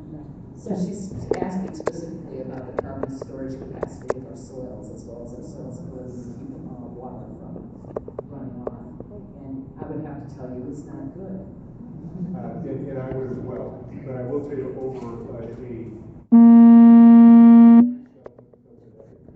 we've cut down 65 to 70% of the tree cover. We've drained the wetlands, we've drained the potholes, and that's a little problematic in terms of some of that storage capacity, because trees are one of our great sinks for carbon, as well as some of the crops. The problem is once you cut them down and they rot, it turns off into methane, and then there's another problem. We've lost the organic matter to go with it. Thank you very much for being here today. Our sponsors have tables out front. I know they're ready, willing, and able to visit with you about a number of items, and we'd like to get your engagement around some of the materials that they have brought with them today.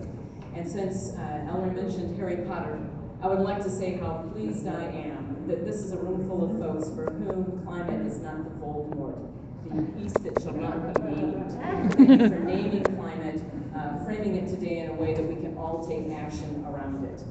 Good luck.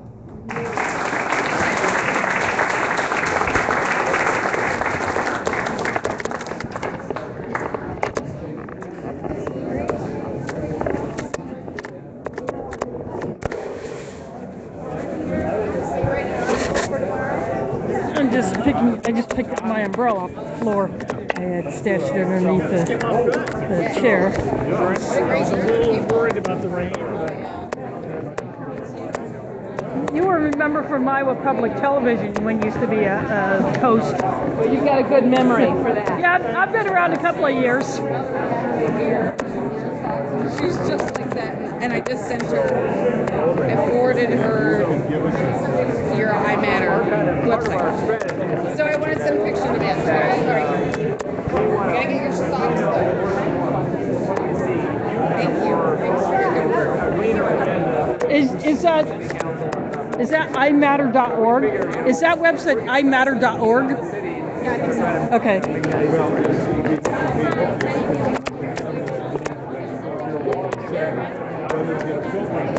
Caitlin. Yeah. I know you from a previous life. White camp. Yeah. Yeah. I was a white camp. Yeah. I was a family camper when you and your family were. Yeah, when we lived there from 79 to 83. And so you guys had just left when I started being a leader. Yeah. I found you on the Facebook page because you were posting things, and I'm like, wait a minute, I know her. How are you doing? Oh, good. Good. Julie. Yeah. My name's Julie. Which Julie? Julie Bagg. Yeah. My grandpa was Bernie Herman, and my mom and dad are Heidi and Ray Bagg. I don't know. Knock me backwards. My mom is also on Facebook, Cindy Yashinka Strain. Sure. So if you hit her up, she has lost a lot of her hearing. So email and Facebook is actually the best way to communicate. But if you hit her up, then she might remember also. Gotcha. All right. Well, you're doing good work. Thanks. That was a woman from my past as a volunteer counselor, a kitchen worker, all around, gopher person. I did crafts at the YMCA camp outside of Boone, Iowa when I was in high school.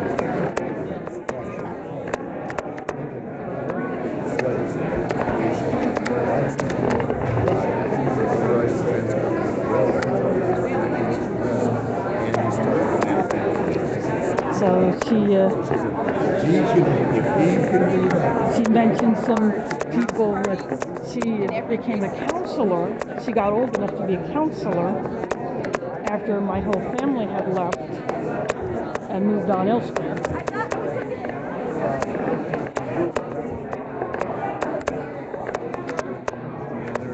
So I'm going to go back out here where these tables are.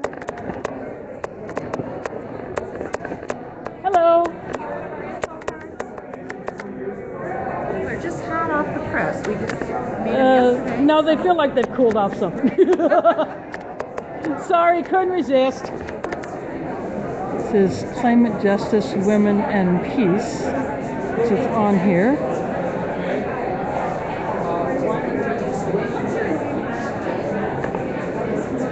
And I'll just show the backside. It says, listen to women for a change.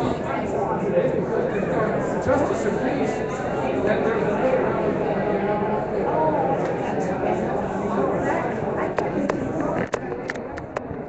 So this is about initiatives that various women have done individually and as groups.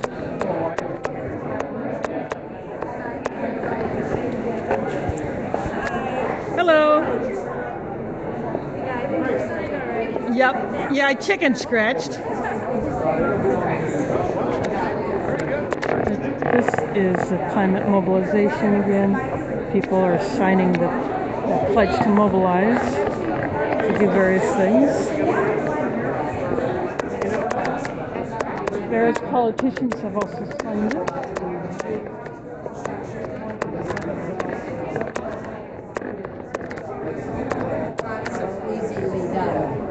Physicians for Social Responsibility is here. I'm showing my viewers what's out here.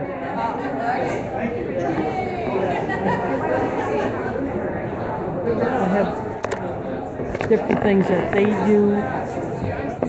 There's a donation jar, but I don't have anything to put in it.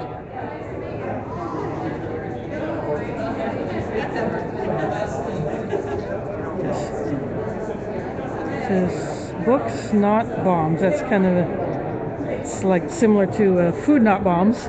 Yeah, I'm in the local food, not bombs group here, and I'm here instead of serving food. I otherwise would be serving food, but I wanted to come cover this. There's always a lot going on. Yep. So I can't be in two places at once. There's also an event at the Capitol that I could have gone to, but I had already committed to this. So. Yeah. Well, I found I couldn't be in two places at once, and I found somebody to take my place on Wednesday. I'm giving you some chicken scratch. That's okay. What I would have said if I had the chance to say something was when people start talking about the economy and the worries about the cost of switching, I would have said we pay anyway because we pay with our health. Yep, that's right.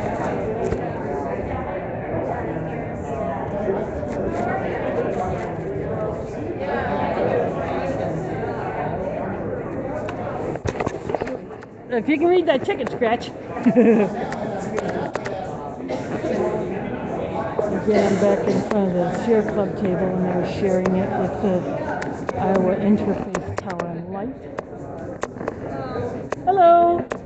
Can you come to our program on January 20th? Where is that? At the Northwest Community Center, 51st and Franklin. Let's see. I go by bus, so if it's not close to a bus stop, then I have to... It's right next to the Franklin Avenue Library. Okay, yeah, I've been over there. Yeah. Okay. Would you mind if that is live stream? Pardon? Live stream? Yeah, would you mind if I did that? Oh. Like what I'm doing now.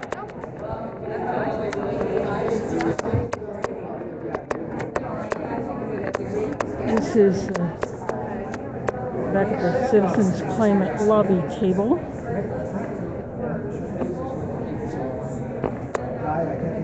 I guess the banner didn't stay up, so they just took it down.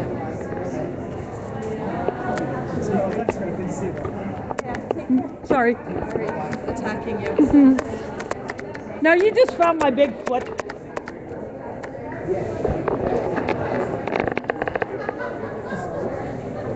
Giving you a look at this. Here's some things. Do you accept chicken scratch? Gotta be able to read it. Do you want to dictate? Yeah, I get more emails rejected because I can't read somebody's printing or handwriting. The email, be especially careful on the email.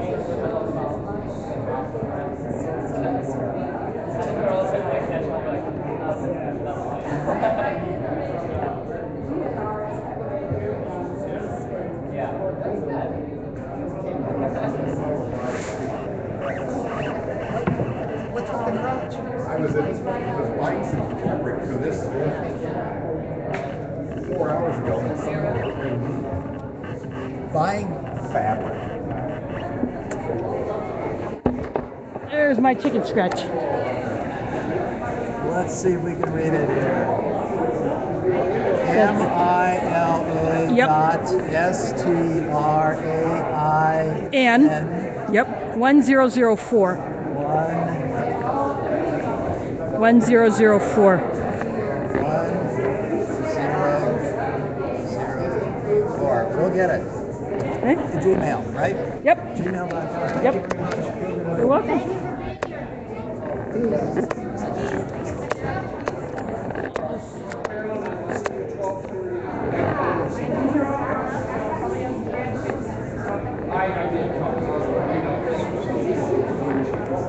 Interfaith Ring Coalition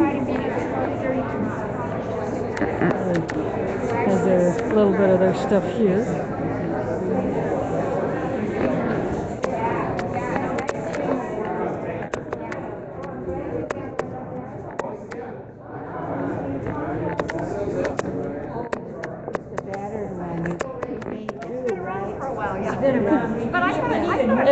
It's still in one piece. It's still in one piece, so that's good. You did right. with it. I mean, you know, She just said that she wanted us just to stand. Sorry, Jane Addams, you know, I'm gonna.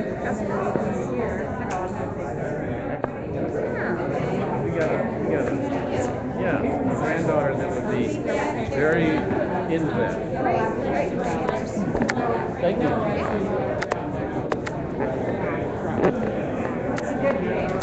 Yeah, good turnout. Very good turnout. Yeah, despite the weather. Yeah. Yeah. These are books for that promote peace and justice. Children's books. Oh, I'm not old enough for those. Well, I have a cat. You know, children's books, they're good to read. One of the authors that we have, Vicki Ford, talks about how he likes to read children's books. But maybe you have somebody on your shopping list. I don't do Christmas. I'm Muslim. Well, birthday, whatever. Yeah. I got one. In fact, I used it for taking notes for my comments in the back. So you're ready. Yes. Yeah. Well, yeah, he wrote on it, so he has no choice now. That's happening.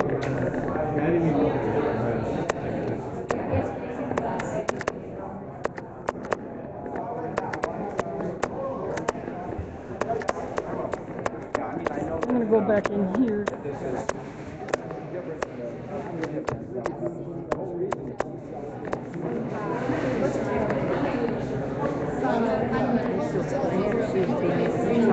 Yeah. She's the one that put this whole thing together. Yeah, that's good.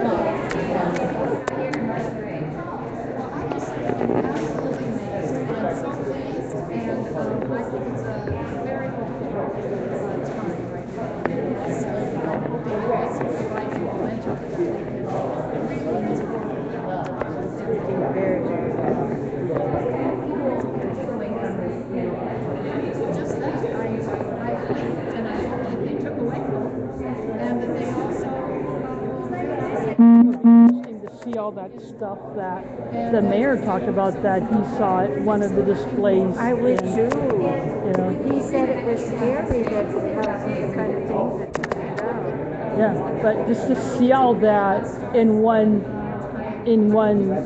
single display, Yes, and knowing that it had been researched and that. Yeah, people went to a whole lot of trouble to dig up all that data and to compile it and put it in that form. The ones that read that kind of thing, certainly the ones that compile it, but the ones that read it, know that it's not spoiled as it used to be.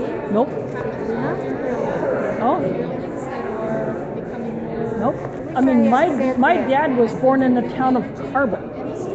And you know, when a town is named Carbon, you know it has to be a coal town. Yeah. My father was an iron miner. He was an immigrant.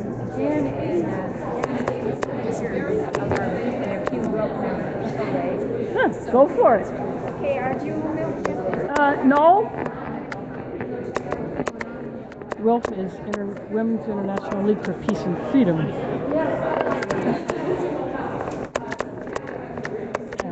And was just asked if I was a member. No, I'm not. Have we the manual method? Is there a website or somewhere where all those data sets that you saw in Paris would be available? Yeah, I think. Talk to Mayor about that. Originally it was at 6, but now they're That is a very bipartisan.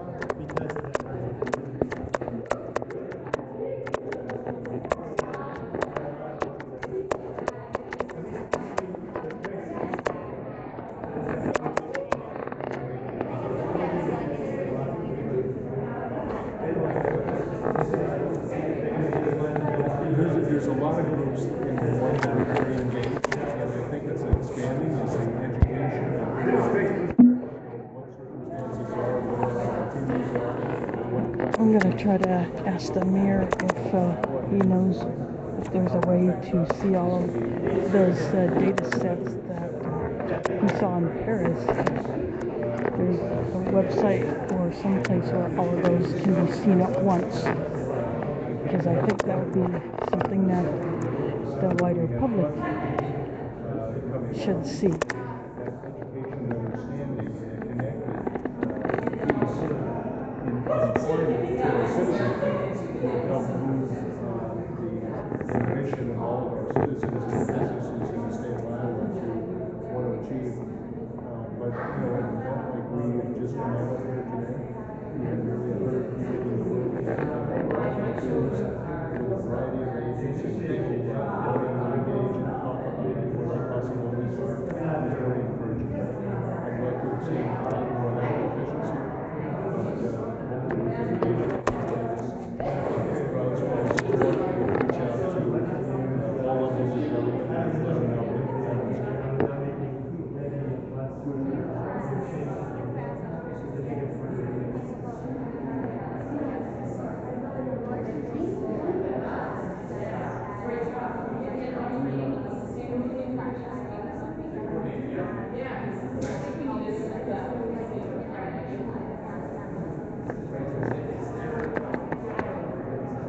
I think everybody has to look at where they live,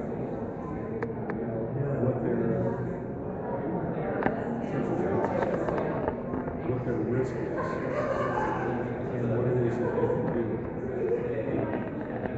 The citizens in the Horizons, for instance, 70% of our housing stock is over 50 years old. So there's lots of opportunity there to do stuff, either more energy efficient stores, windows, insulation funds, caulking. Probably the majority of those houses have furnaces that are probably more than 40, 50, 60% efficiency, as opposed to the 85 to 92, 95% efficiency new furnaces are today. But that takes money, so there has to be financing mechanism move those people in those houses to do it, because they're not all occupying by a bunch of people who work at all. They say, oh, let me go do that, and it's going to make a difference.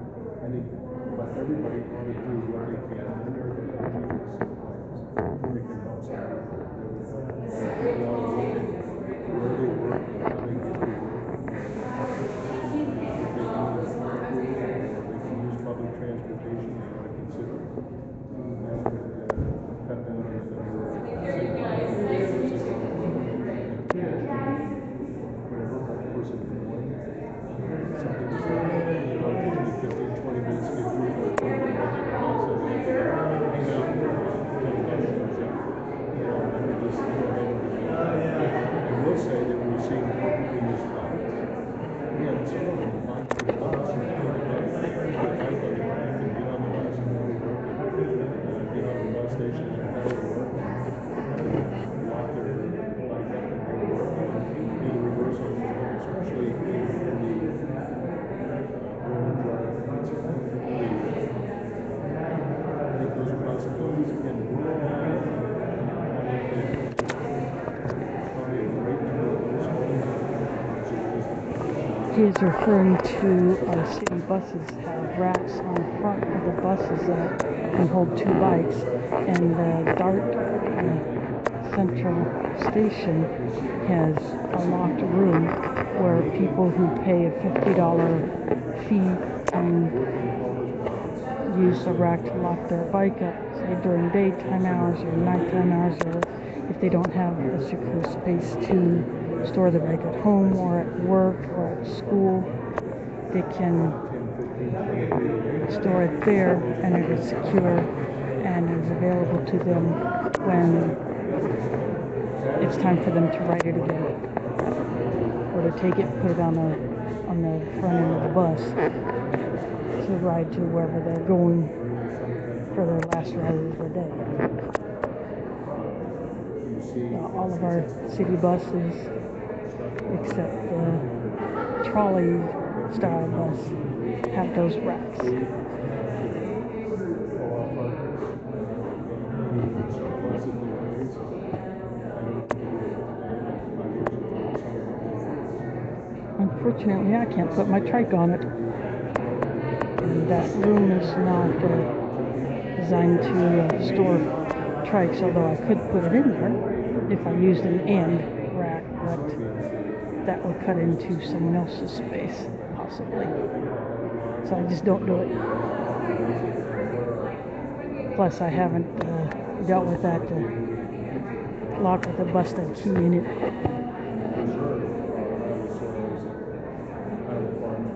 It's just gonna have to sit there for a little while longer like that.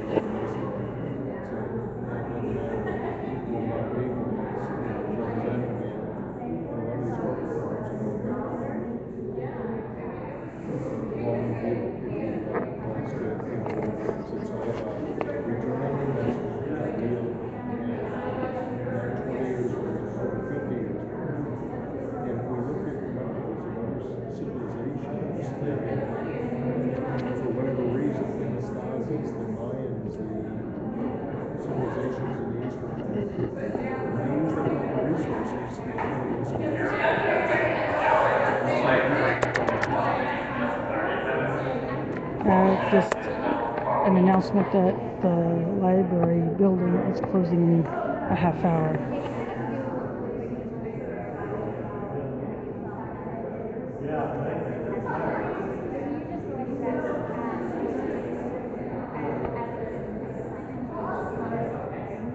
So, an awful lot of things that local government were concerned about financing issues, about loss and damage, and certainly financing having to do with people and businesses and cities and specific places finance some of the change that needs to happen. I think we're at least put into the document. There were over 650 local government representatives from around the world that attended the Paris gathering. The United States had 35 or 40. We were a single delegation of local government people that attended the conference, and we were very, very proud of it and the reception that we got. We were able to meet freely with an awful lot of not only secretaries, but not Secretary of Agriculture. We met with some of the negotiators and some of the science experts from the administration, and they were listening to our local government perspectives on what the possibilities were. And quite frankly, a lot of the local government people have worked with this administration very closely leading up to Paris, and we feel like at least a number of the things that we were concerned about were heard and became part of the negotiation and the document that came out.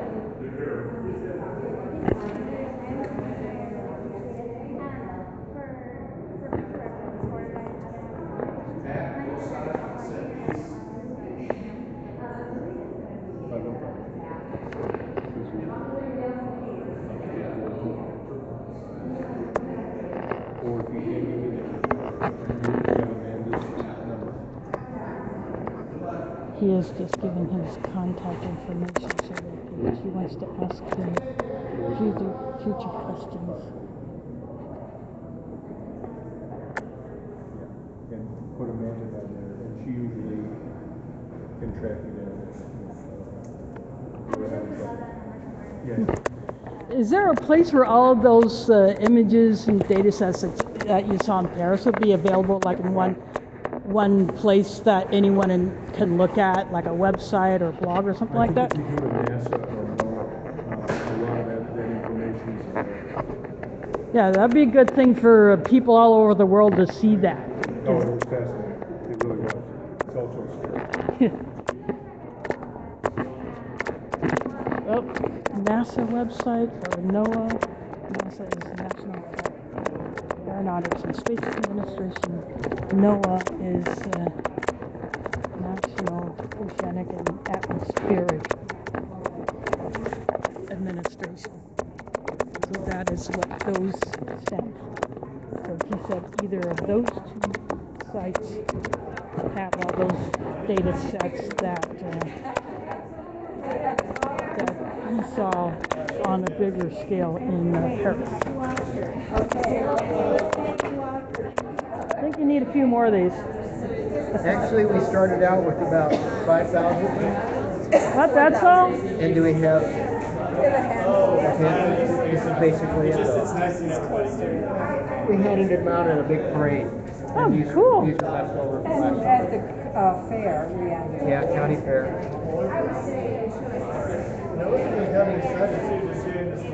They're free if you know anybody that wants them. It's just kind of an exciting time. I wanted to keep that, but I don't want to fold it until I scan it. It's good to see it.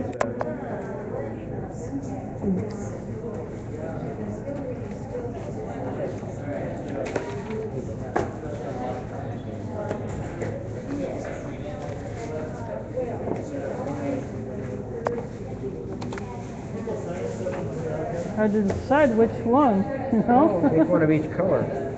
Okay, I could. Well, the messages are different, yes. Yep. They're color-coded. Yep, they are. You too. I think that will do it for this stream today. The other action I could have streamed if I was not doing this was the Solidarity Rally at the Capitol to show support for Muslim communities here in not only Des Moines but surrounding areas and maybe the state, and to call out those who think that just being Muslim is a problem. Yeah, it's called the bus. You want to ride by car? Well, I suppose I could take one, but give me a few minutes to kill my stream and put my stuff away. So anyway, I'm going to go ahead and kill my stream for today. Tomorrow I will be at the.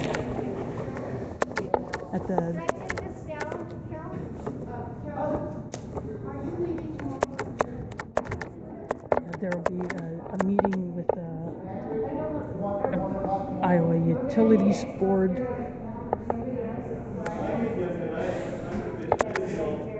No, that's the Iowa Utilities Board regarding the back and pipeline, and then Tuesday is the Environmental Protection Commission regarding the back and pipeline, and then Tuesday is utility. I'm doing both the Utilities Board meeting and the Iowa DNR. So that's what I'll be doing tomorrow at I think like 10 a.m. or something like that. And then Tuesday at 5 p.m. Central I'll go live. So that's what's coming up. Other than that, thanks for watching, and I'll see you on the stream.